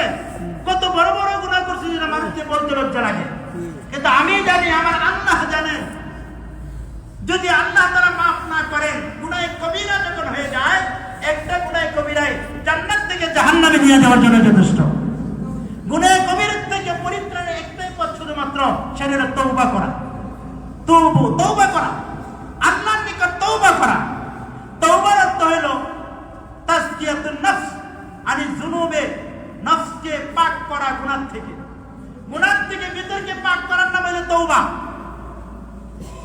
গুনাহ থেকে ভিতরকে পাক করতে হবে, জবানের দ্বারা না। তওবা করতেছি, ভিতরে অনুশোচনা নাই, তার দ্বারা হবে না। তওবাটা হতে হবে দিল থেকে। যখন দিল থেকে কোনো ব্যক্তি তওবা করে, আত-তাইবু মিনাজ যামবি কামান লা যামবা লাহ, যখন খালেস ভাবে তওবা করে, আল্লাহর রিজামন্দের জন্য তওবা করে, আল্লাহ তাআলা ওই বান্দাকে সম্পূর্ণ নিষ্পাপ বানায় দেন। তওবার জন্য চারটা শর্ত। কড়া শর্ত দেওয়ার জন্য 1 নম্বর গুনাহ ছেড়ে দেওয়া। হ্যাঁ, নাম্বার 1 गुनाह को छोड़ देना। নাম্বার 2 যেই গুনাহ হইছে সেই গুনার উপর অনুতপ্ত হওয়া। আল্লাহ আপনি চক্ষু দিয়েছিলেন, এর দ্বারা বদনজরি হয়ে গেছে, এই চোখের দ্বারা আমি গায়ে মাহরাম মহিলা দিকে নজর পড়ে গেছিল। আল্লাহ এই জবান দ্বারা মিথ্যা কথা বলে ফেলেছি, আল্লাহ ভুল করছি। এই জবান তো আমাকে কত দামি জবান, অনেকের মুখ আছে কথা বলতে পারে না। আল্লাহ আমার মনের ভাবকে তো আমি প্রকাশ করতে পারি, এই শক্তি তো আপনি দিচ্ছেন, কিন্তু মিথ্যা কথা হয়ে গেছে। অনেকের চোখটাই দেখতে পারে না, আল্লাহ আপনি দিয়েছেন চক্ষু শক্তি, দৃষ্টি শক্তি, গুনাহ হয়ে গেছে, ভুল করে ফেলেছি, অনুতপ্ত হওয়া। নাম্বার 3 কোনোদিন গুনাহ না করার অঙ্গীকার করা। এখানে অনেকে মনে করে যে এটা কি সম্ভব? কোনোদিন গুনাহ না করার অঙ্গীকার করা। ভাই ভবিষ্যতে গুনাহ হবে কি হবে না এটা তো গায়েব, এটা তো জানি না।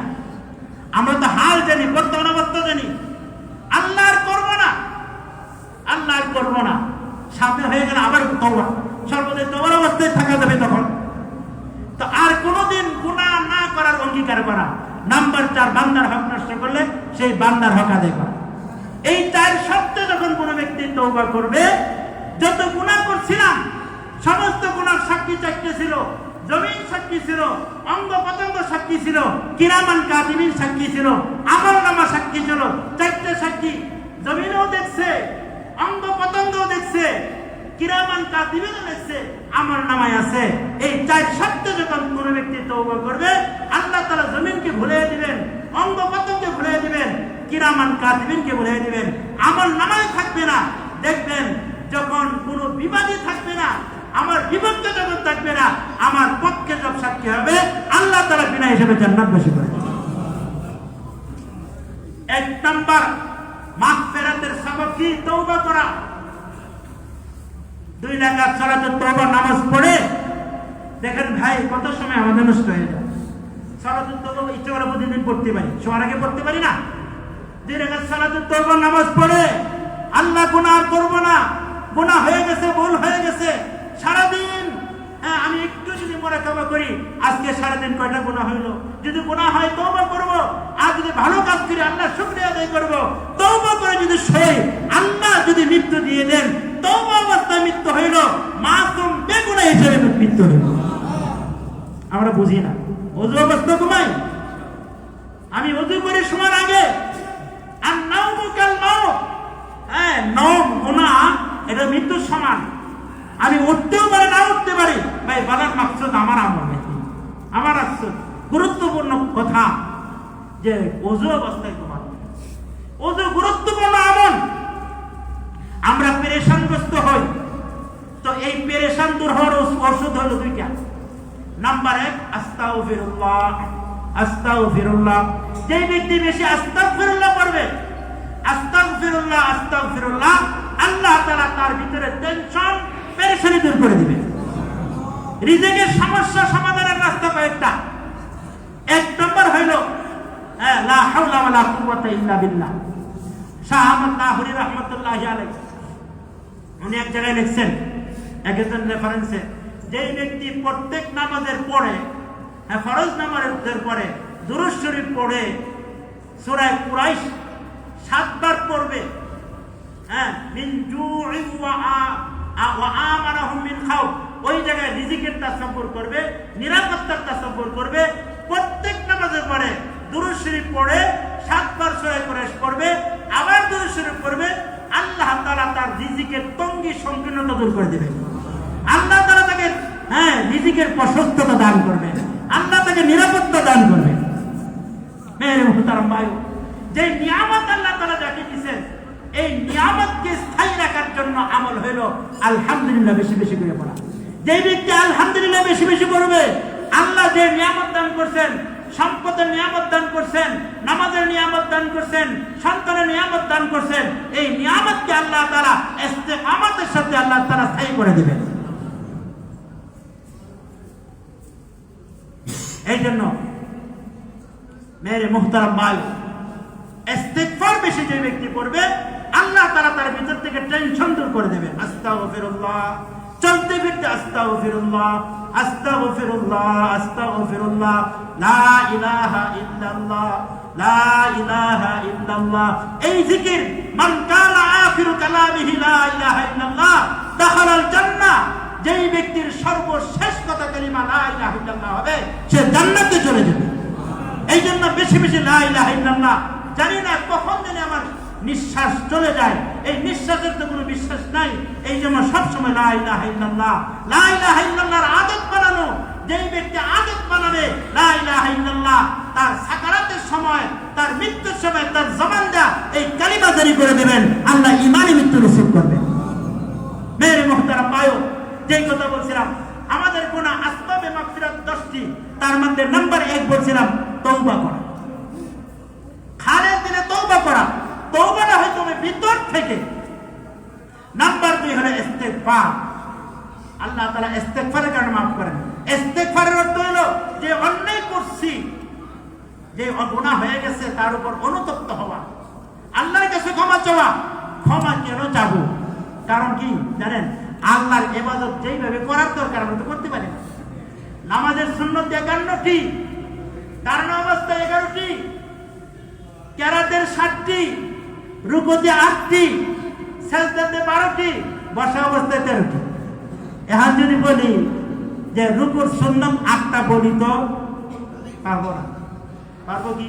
যে রুকুর সুন্নত গুলো হইতেছে, দাঁড়ানোর সুন্নত 11টি, মস্ত আমি কোনো জায়গায় বলি, যদি বলি 11 সুন্নত পারবো না। হাত কোন পর্যন্ত উঠাইতে হবে, হাত কোন জায়গায় বাঁধতে হবে, কিভাবে ধরতে হবে। নামাজ আমি পড়তেছি সুন্নাত, বুঝবে সাল্লু কামা রাআইতুমুনি উসাল্লি, আমি যেইভাবে নামাজ পড়তে দেখো ওইভাবে নামাজ পড়ো। নামাজের তো মস্ক লাগবে। মস্ক কোন জায়গায় হয়? 51 সুন্নাত সহকারে নামাজ হয় কিনা? হয় না। আমার আমল ঠিক নেই, তেলাওয়াত ঠিক নেই, জিকির ঠিক নাই, নজর ঠিক নেই, কথা ঠিক নেই, ইস্তেগফার কেন করব? আমাদের আমল তো আল্লাহ জান্নাত যে বানাইছেন, জান্নাত তো আল্লাহ তাআলা নিখুঁত। আল্লাহ জান্নাতের মধ্যে কোনো খুঁত আছে? নিখুঁত জান্নাত তো আল্লাহ তাআলা দিবেন নিখুঁত আমলের দ্বারা, আর নিখুঁত আমল হবে সুন্নতের দ্বারা। আমার নিখুঁত আমল হয় কিনা? নামাজে 51 সুন্নত আছে কিনা? প্রতিদিন ঘুমানোর সময় 12টা সুন্নতের উপরে আমল করি কিনা? খানা খাওয়ার সুন্নত আমল হয় কিনা? যদি না হয়, খানা খাওয়ার মধ্যে নিখুঁত আমল নাই, ঘুমানোর মধ্যে নিখুঁত আমল নাই, নামাজের মধ্যে কেন সুন্নত নাই, আমল তো ঠিক না। দেখেন আল্লাহ তারপরে মাফ করবেন, করতে পারেন না। দেখেন বাচ্চা, ছোট বাচ্চা, আপনি অফিস থেকে আসছেন, বাচ্চাকে বলছে তুমি তো লেখো তো বাবা, লেখছে, হ্যাঁ সিলেটে লেখছে, লেখা কিন্তু ঠিক না, তারপরেও তাকে আইসক্রিম দেন না নিয়ে, লেখা ঠিক না। আপনি যে তাকে লেখা ঠিক না, আঁকা বাঁকা লেখা, তারপরে আপনি টাকা গিফট করছেন, টাকা দিচ্ছেন, আইসক্রিম দিচ্ছেন, মজা দিচ্ছেন, লেখা তো ঠিক না, এরা সব কতন দিচ্ছেন, মহব্বতের করে দিচ্ছেন। তো আল্লাহ তাআলা আমাদেরকে মাফ করবেন। আমল ঠিক না, আমল আঁকা বাঁকা, ওই ছোট বাচ্চার আমাদের লেখার মতো আমাদের লেখা, তারপরেও আল্লাহ তাআলা মাফ করবেন, এর সব কতন মাফ করবেন। আল্লাহ কি করবেন? সব কতন মাফ করবেন। ভাই তওবা করা দরকার, ইস্তেগফারের দরকার। হ্যাঁ, কাফেরের জন্য ইস্তেগফারের দরকার, তওবা দরকার। হ্যাঁ, যে গুনাহ কবিরা করে তার জন্য দরকার, যেহেতু তার গুনাহ কবিরা। যে গুনাহ কবিরা করে না তার জন্য দরকার। যার আমল ইখলাস অনুযায়ী হয় না তার জন্য তওবা দরকার, তার জন্য ইস্তেগফার দরকার। সকলের জন্য তওবা দরকার, সকলের জন্য ইস্তেগফার দরকার। আমল করে কারো জান্নাত যাওয়া সম্ভব? আল্লাহ যদি মাফ না করেন, যদি বলেন তোমার এই আমলটা আমার হুকুম মোতাবেক হয় নাই, তরিকা মোতাবেক হয় নাই, যদি কেন বলেন, একটা হলো আল্লাহ আমল পেশ করবে, এটা করছে, এটা করছে, আল্লাহ সব মাফ করে দিলাম। আর যে গুনাহ করছে সব আমলের দ্বারা, নেকির দ্বারা পরিবর্তন করে দিলাম, এটা হলো আমল পেশ করা। আরেকটা হলো যদি কেন বলেন, গুনাহটা করলেন, কেন করলেন, যদি আল্লাহ তাআলা কেন বলেন, এটা নৌকিসা, কেউ উত্তর দেওয়ার সাহস নেই। মেরে মুহতারাম ভাই, আসবাবে মাগফিরাত, আল্লাহ তওবা করা প্রতিদিন, ইস্তেগফার করা, चलते फिरते अस्तगफिरुल्लाह अस्तगफिरुल्लाह अस्तगफिरुल्लाह इस्तिगफार ये तमाम मसाइल के हल है इस्तिगफार এর সমস্ত মাস্টার হল সন্তান হয় না আস্তাগফিরুল্লাহ বৃষ্টি হচ্ছে না আস্তাগফিরুল্লাহ এই সব গুনাহের কারণে হয় ইস্তাগফিরু রাব্বাকুম ইন্নাহু কানা গাফফারা ইস্তাগফিরু রাব্বাকুম আল্লাহ বলেন তোমরা তোমাদের নিকট ক্ষমা চাও ইন্নাহু কানা গাফফারা তুমি যদি ইস্তিগফার করো উঠতে ইস্তিগফার বসতে ইস্তিগফার চলতে ইস্তিগফার খাইতে ইস্তিগফার আস্তাগফিরুল্লাহ আস্তাগফিরুল্লাহ গাফফারা আল্লাহ বহুত ক্ষমা করনে वाला যত গুনাহ হয় তুমি ইখলাসের সাথে ইস্তিগফার হয় আল্লাহ জিন্দেগীর तमाम গুনাহ maaf করে দিবেন সমস্যা আল্লাহ তার সমাধান করে দিবেন বাচ্চা না হইলে বাচ্চার ব্যবস্থা করবেন পানি না হইলে বৃষ্টি দিবেন ويمددكم بأموال وبنين ويجعل لكم جنات ويجعل لكم أنهارا আল্লাহ বাগান দিবেন পানি দিবেন এই ইস্তিগফার तमाम মাসাইল কে হল है ইস্তিগফার করা বেশি বেশি আল্লাহর কাছে ক্ষমা প্রার্থনা করা আল্লাহর কাছে maaf চাওয়া আসবাবে মাগফিরাত 10টা তার মধ্যে এক নম্বর হলো তওবা নাম্বার 2 ইস্তিগফার নাম্বার 3 নেক আমল নেক আমলের দ্বারা গুনাহ maaf الصلاة إلى الصلاة الجمعة إلى الجمعة الرمضان إلى الرمضان مكفرات لما بينهن হাদিসের মধ্যে আছে এক নামাজ থেকে আরেক নামাজের মাঝখানে যে গুনাহ হয় এই গুনাহ উসিলা আল্লাহ তাআলা maaf করে দেন এক রমজান থেকে অন্য রমজান পর্যন্ত এক জুমা থেকে আরেক জুমা পর্যন্ত যে গুনাহ হয় এই নেক আমলের বদৌলতে আল্লাহ তাআলা maaf করে দেন নেক আমলের দ্বারা আল্লাহ তাআলা গুনাহ maaf করেন মুসাফির দোয়া করলে আল্লাহ তাআলা গুনাহ maaf করেন এইজন্য যখন সফরে যাব আমরা উচিত হবে সন্তানের জন্য দোয়া করা জাতির জন্য দোয়া করা দায়ী ভাইদের জন্য দোয়া করা আল্লাহ তাআলা যেন শান্তির ফয়সালা করে দেন ঘরের সকলে যদি দিনদার হয়ে যায় আল্লাহওয়ালা হয়ে যায় নামাজি হয়ে যায় দ্বীনের দায়ী হয়ে যায় তারা যেন দ্বীনের মুবাল্লিগ হয়ে যায় তাদের জন্য দোয়া করা মুসাফিরের দোয়া যেহেতু আল্লাহ তাআলা কবুল করেন মুসাফিরের দোয়া কবুল করেন হিজরতের দ্বারা গুনাহ maaf হয় তো নেক আমলের দ্বারা গুনাহ maaf হয় নেক আমল যখন কোনো বান্দা করে এই নেক আমলের উসিলায় আল্লাহ তাআলা জিন্দেগি গুনাহ maaf করে দেন নাম্বার 4 হলো মুসিবত এই মুসিবত আল মাসাইব আল্লাতী ইকবারু বিহাল খাতায়া ফিদ দুনিয়া মুসিবতের দ্বারা আল্লাহ তাআলা গুনাহ maaf করে বিপদ আছে না অনেকে বিপদের হাই হতে শুরু করে দেয় আসাদুন নাসি বালা আল আম্বিয়া সুমাল আমসাল ফাল আমসাল হাদিসের মধ্যে আছে সবচেয়ে বেশি মুসিবত লিপ্ত হয়েছেন নবীরা সেই মুসিবত কোন উম্মতের মধ্যে হয় নাই হযরত আইয়ুব আলাইহিস সালাম 18 বছর অসুস্থ ছিলেন নবী আলাইহিস সালাম দান শহীদ করছেন ঘরের মধ্যে খাবার নাই মুসিবত না আমরা মুসিবত আসলে অনেকে বলে এর নামাজ হয় নাকি আমি নামাজ না বলে ঈমান ঠিক আছে অনেকে বলে না হ্যাঁ মুসিবত তো আসে ভাই হ্যাঁ এই মুসিবত আসে বান্দাকে আল্লাহর নৈকট্যশীল বানায় দেওয়ার জন্য এক সাহাবিয়া তাদের দাম্পত্য জীবনে খুব মহব্বত ছিল খুবই মহব্বত দুজনের মধ্যে খুব মহব্বত ছিল তাদের ফ্যামিলির মধ্যে কোনো অশান্তি ছিল না বিবি স্বামীর খুব খেদমত করত স্বামী স্ত্রীর মধ্যে খুব মহব্বত ছিল একদিন স্বামী বিবির কাছে পানি চাইছে পানি চেয়ে ঘুমায় গেছে বিবি পানি নিয়ে আসছেন তো মনে করলেন যে স্বামী ঘুমাইছে তাকে কেন জাগ্রত করবো পানি নিয়ে দাঁড়িয়ে আছে আবার কখন পানি চায় হঠাৎ ঘুম ভাঙছে বিবিকে দাঁড়ানো দেখে বলতেছে তুমি দাঁড়িয়ে আছো হ্যাঁ বলছে আজকে তুমি যা চাইবা আমি তাই দিব আজকে তুমি যা চাইবা হ্যাঁ তাই দিব দিবা তো ওয়াদা হ্যাঁ দিব যা চাইবা তাই দিব তার সম্পত্তি ছিল অনেক বাগান ছিল অনেক বাগান ছিল তুমি বাগানও যদি চাও আমি তোমাকে বাগান দিয়ে দিব আমার পুরো সম্পত্তি ছিল সবই দিয়ে দিব দিবা তো ওয়াদা হ্যাঁ তাহলে আমার তালাক দিয়ে দিব চেহারা কালো হয়ে গেছে হ্যাঁ তালাক চাচ্ছ কেন আমার তো কোনো অভাব নেই কারণ না তুমি যে ওয়াদা করছো এটা শুনতে চাই না তুমি তালাক দাও তুমি তো ওয়াদা করছো আমি যা চাবো তাই দিবা তালাক দিয়ে দাও অনেক পীরাপিরি বলতেছে যেহেতু হুজুর আছেন চলো নবী আলাইহিস সালামের দরবারে যাই তো নবী আলাইহিস সালামের দরবারে যাবে প্রতিমাত্রের স্বামী হুজুরকে পড়ে গেছে পায়ে আঘাত খেয়ে রক্ত বেরিয়ে গেছে এখন বিবি তার ওড়নাটা ছেড়ে পা বাঁধছে চোখে চোখ পড়ছে বলছে আর দরকার নেই তালাক চলো একবার বাড়িতে চলে স্বামীর মধ্যে অস্থিরতা কৌতূহল বাড়লো। ব্যাপার কি, প্রত্যেকটা বিবি চায় তার সুস্থ স্বামী, অসুস্থ স্বামী কোনো মহিলা চায় না। আমি যখন সুস্থ ছিলাম তুমি তালাক চাইছো, আর এখন আমি অসুস্থ হইলাম, এখন তুমি বলতেছো তালাকের প্রয়োজন নাই। বুঝলাম না, বাড়িতে চলো। বাড়িতে যাওয়ার পরে এবার বলতেছে, শোনো, তোমরাই তো নবী আলাইহিস সালাম হাদিস শুনাইছো, যখন কোনো ব্যক্তি আল্লাহর সাথে গভীর সম্পর্ক হয়, আল্লাহ ওয়ালা হয়, তখন মুসিবত ওই রকম আসে যেমন পানি উপর থেকে নিচে নামে, তখন রহমত তার সাথে আসে। মুসিবত যখন আসে, আমাদের সংসারে কোনো অভাব দেখছি না, কোনো মুসিবত দেখে নেই, আমার তেমন হয়েছে, আমার সংসারের মধ্যে কোনো রহমত নাই, এই জন্য তালাক চেয়েছিলাম। এখন মুসিবত আছে, আল্লাহ তাআলা এখন রহমত দান করবে। মুসিবতের দ্বারা গুনাহ মাফ হয়। হযরত নবী আলাইহিস সালাম একদিন করে আসছেন, বাতিটা অফ হয়ে গেছে, হুজুর ইন্না লিল্লাহি ওয়া ইন্না ইলাইহি রাজিউন করছে। তো মা আয়েশা রাদিয়াল্লাহু আনহা বলছেন, ইয়া রাসূলুল্লাহ, এর তো মানুষ মরলে পড়ে। বলে না, এই ইন্না লিল্লাহি ওয়া ইন্না ইলাইহি যখন কোনো ব্যক্তি পড়বে, আল্লাহ তাআলা তার গুনাহগুলো মাফ করে দেবেন এবং আল্লাহ তাআলা তার আমলনামায় নেকি দান করবে। দেখেন, একটা বাতি নিভে যাওয়া এটাও মুসিবত, তার দ্বারা যখন গুনাহ মাফ হয়, তো মুসিবত বড় হলে কি পরিমাণ গুনাহ মাফ হবে? মুসিবতের দ্বারা আল্লাহ তাআলা গুনাহ মাফ করে।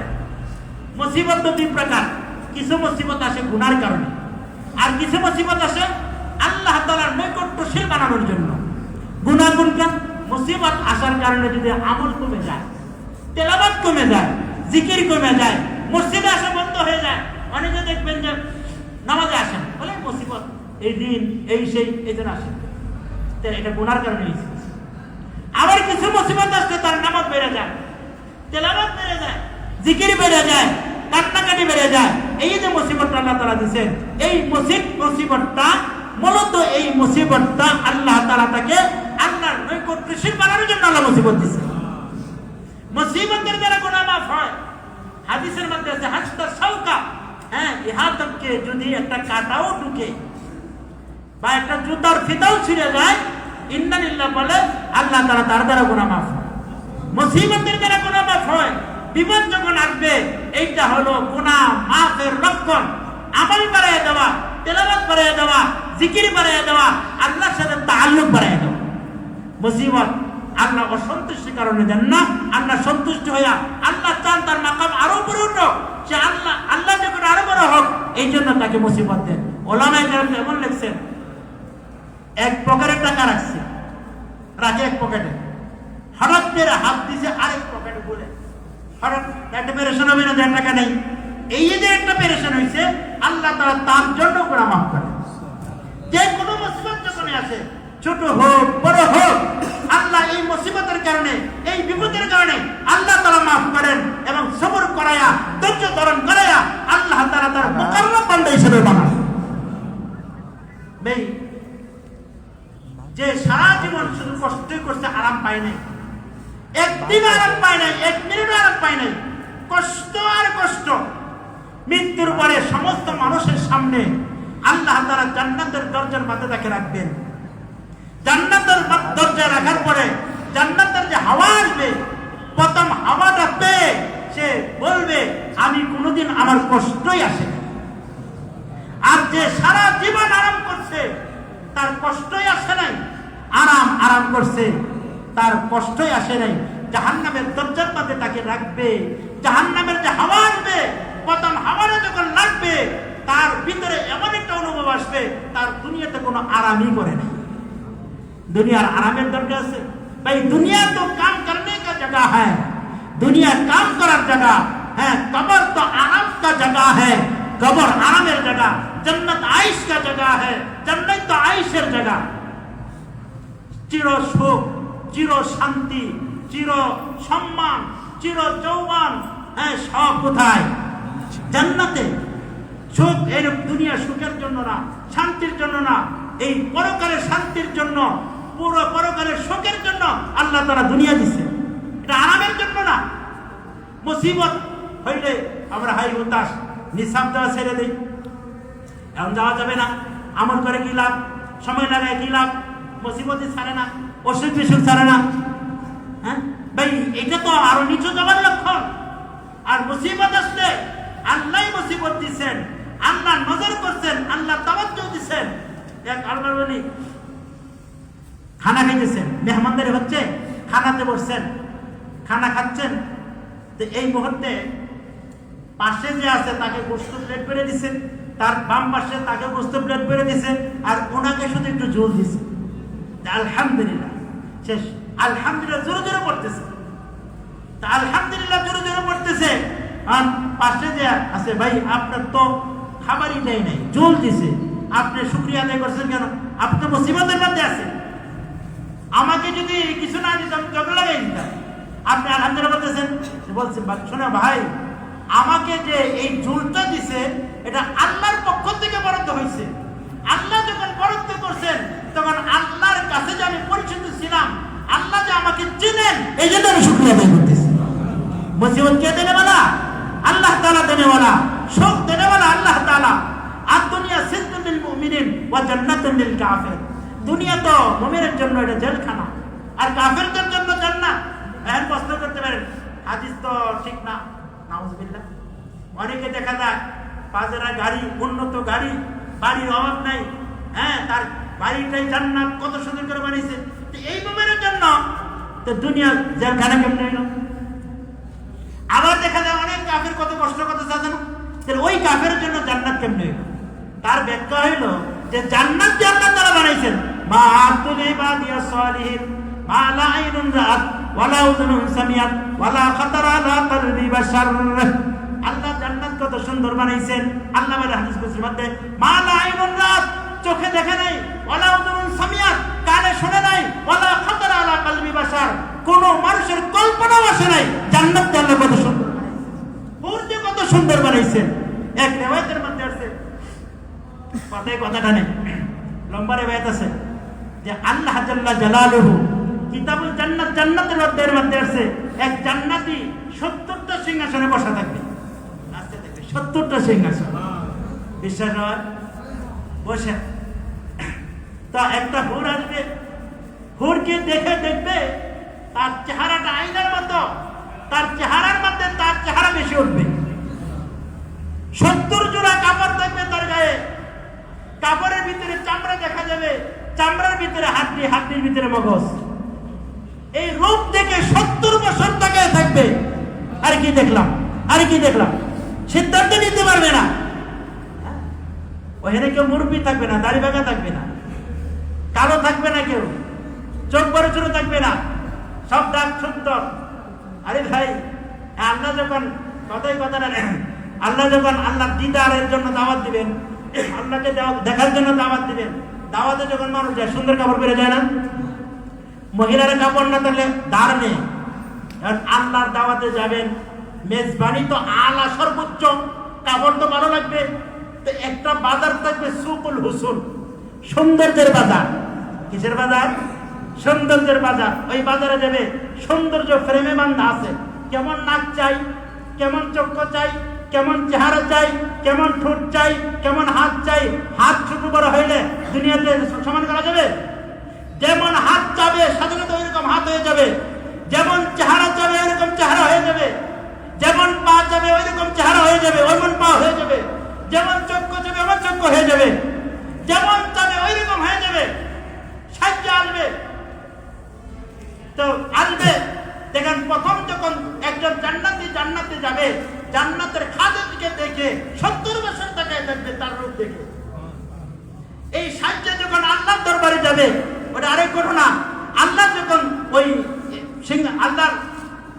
আল্লাহকে দেখানোর জন্য তার হবে, সংসদ হবে নদীর কিনারে, জান্নাতুন তাজরি মিন তাহতিল আনহার। ওইখানে বলবে আল্লাহ তাআলা নূরের বর্ষণ বসাইবেন, নূরের বৃষ্টি হবে। নূরের বৃষ্টি যখন পড়বে তো চেহারার মধ্যে নূরের লেভেল লাগবে, চেহারার সৌন্দর্য বেড়ে যাবে। হ্যাঁ, যখন বাড়িতে যাবে, নিজের বাসায় যখন যাবে, সেই হুরদেরকে দেখে সে 70 বছর তাকে ছিল, যখন মরে যাবে ওই হুররা তাকে দেখে 70 বছর তাকে। জান্নাত যত সুন্দর হবে, মা লা আইনুন রাআত ওয়ালা উযুনুন সামিআত ওয়ালা খাতারা আলা কলবি বাশার। হ্যাঁ, কারো দাড়ি পাকা থাকবে না,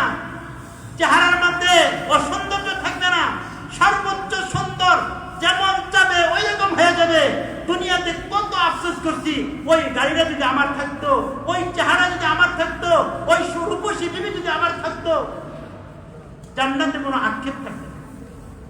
হ্যাঁ, জান্নাতে কোনো আক্ষেপ থাকবে না।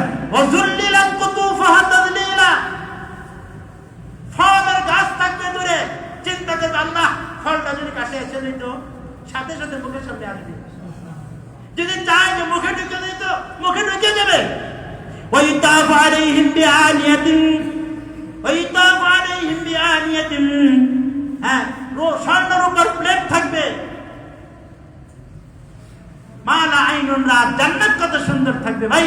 এই জান্নাতে যেতে হলে নিখুঁত আমল লাগবে, কুরবানি লাগবে, আল্লাহর জন্য সময় দেওয়া লাগবে, আমলের মধ্যে নিখুঁত থাকতে হবে, আমল হতে হবে সুন্নাত মোতাবেক, আল্লাহর আশিক নবীর আশিক হইতে হবে। মান আহাব্বা সুন্নতি ফাকাদ আহাব্বানি ওয়া মান আহাব্বানি কানা মাই ফিল জান্নাহ। মুসিবত আসবে, সবর করতে হবে, বিপদ আসবে, সবর করতে হবে। দেখবেন জান্নাতে বলছিলাম দুনিয়া মুমিনের জন্য জেলখানা। কেন? দুনিয়াতে একজন আল্লাহওয়ালা, তাকে তো দুনিয়া থাকবে, যতই শান্তি থাকুক না কেন, আখিরাতের জান্নাতের শান্তির সামনে, জান্নাতের শান্তির সামনে এই দুনিয়া তার জন্য জেলখানা। কথা ঠিক না বেঠিক? হ্যাঁ, একটা হুরের বিবরণ আছে, পড়ে নেই গেল।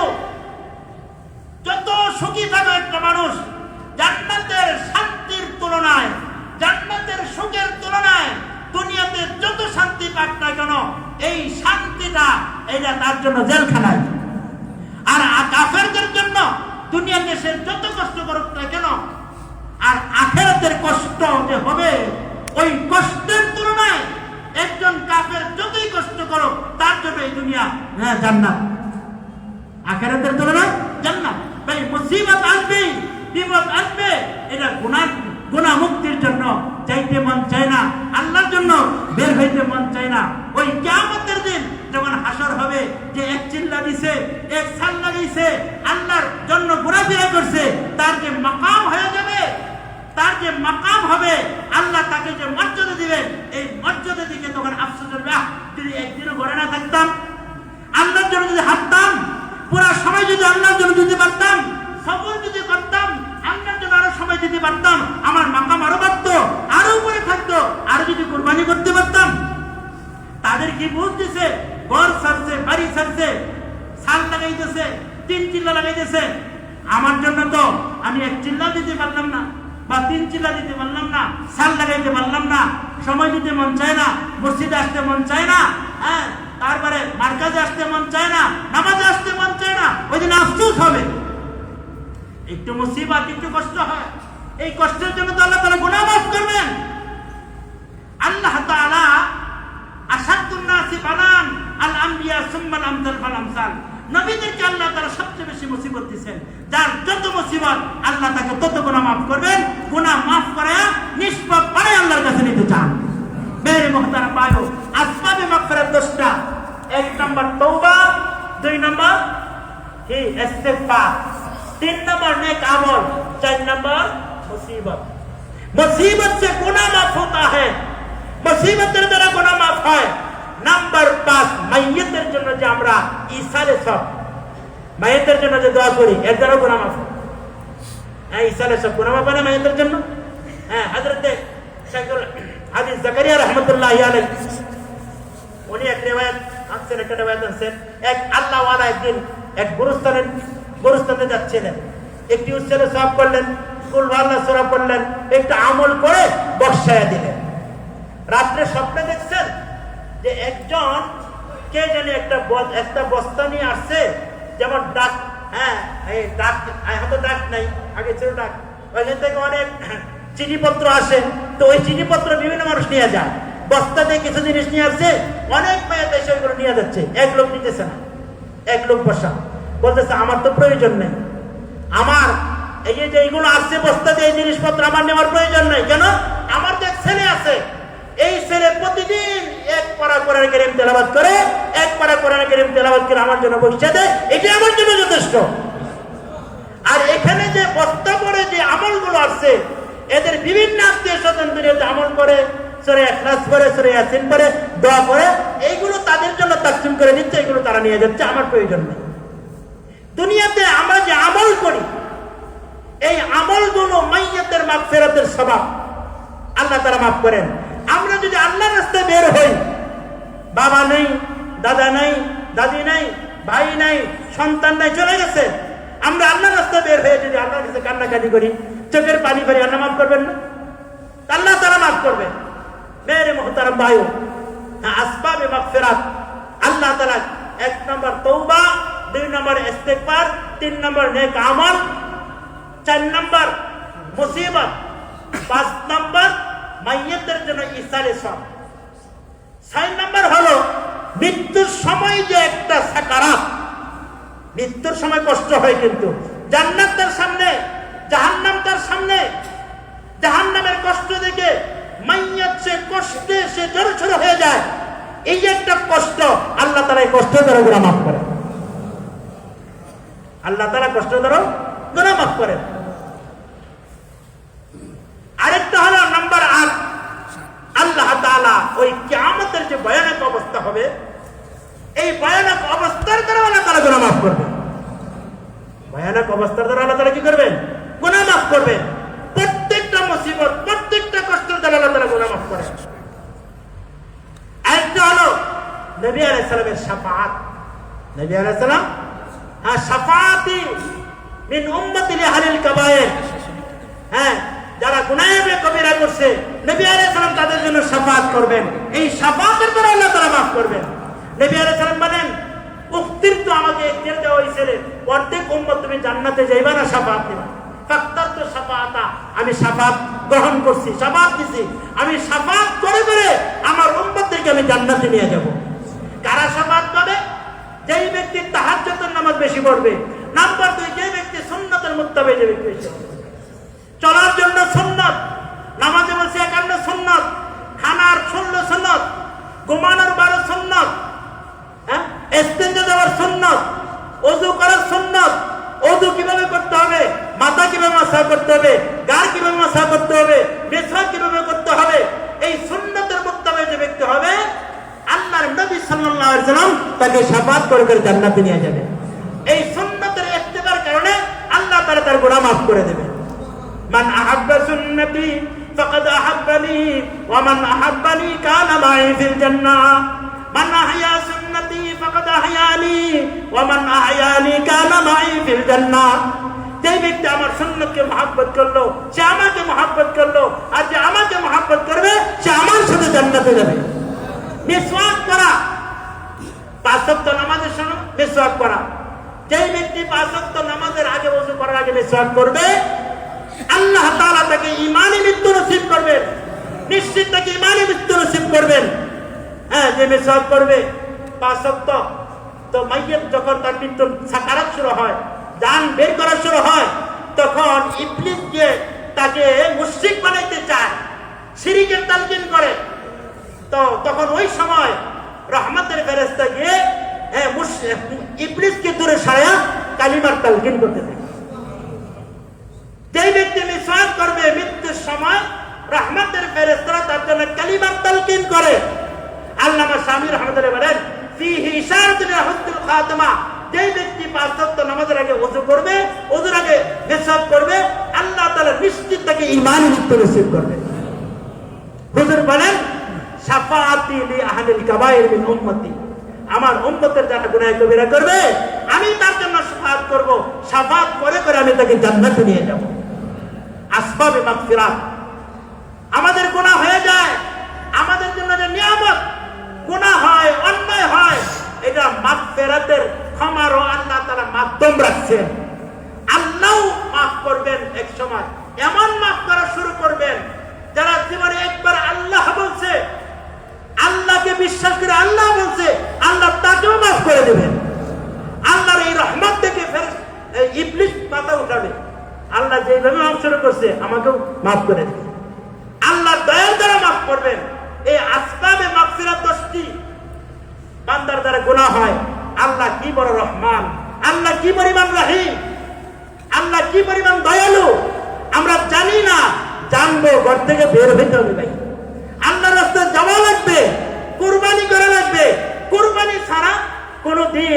আল্লাহর রহমত শামিল হাল হয় না। কুরবানি ছাড়া আল্লাহর কাছে মাকবুল হওয়া যায় না। তার জন্য এক চিল্লা দেওয়া লাগবে, হ্যাঁ 3 চিল্লা দেওয়া লাগবে, সাল দেওয়া লাগবে। যার যত কুরবানি করতে পারতেছে দুনিয়াতেও সে মাকবুল, আল্লাহর নিকটও সে মাকবুল।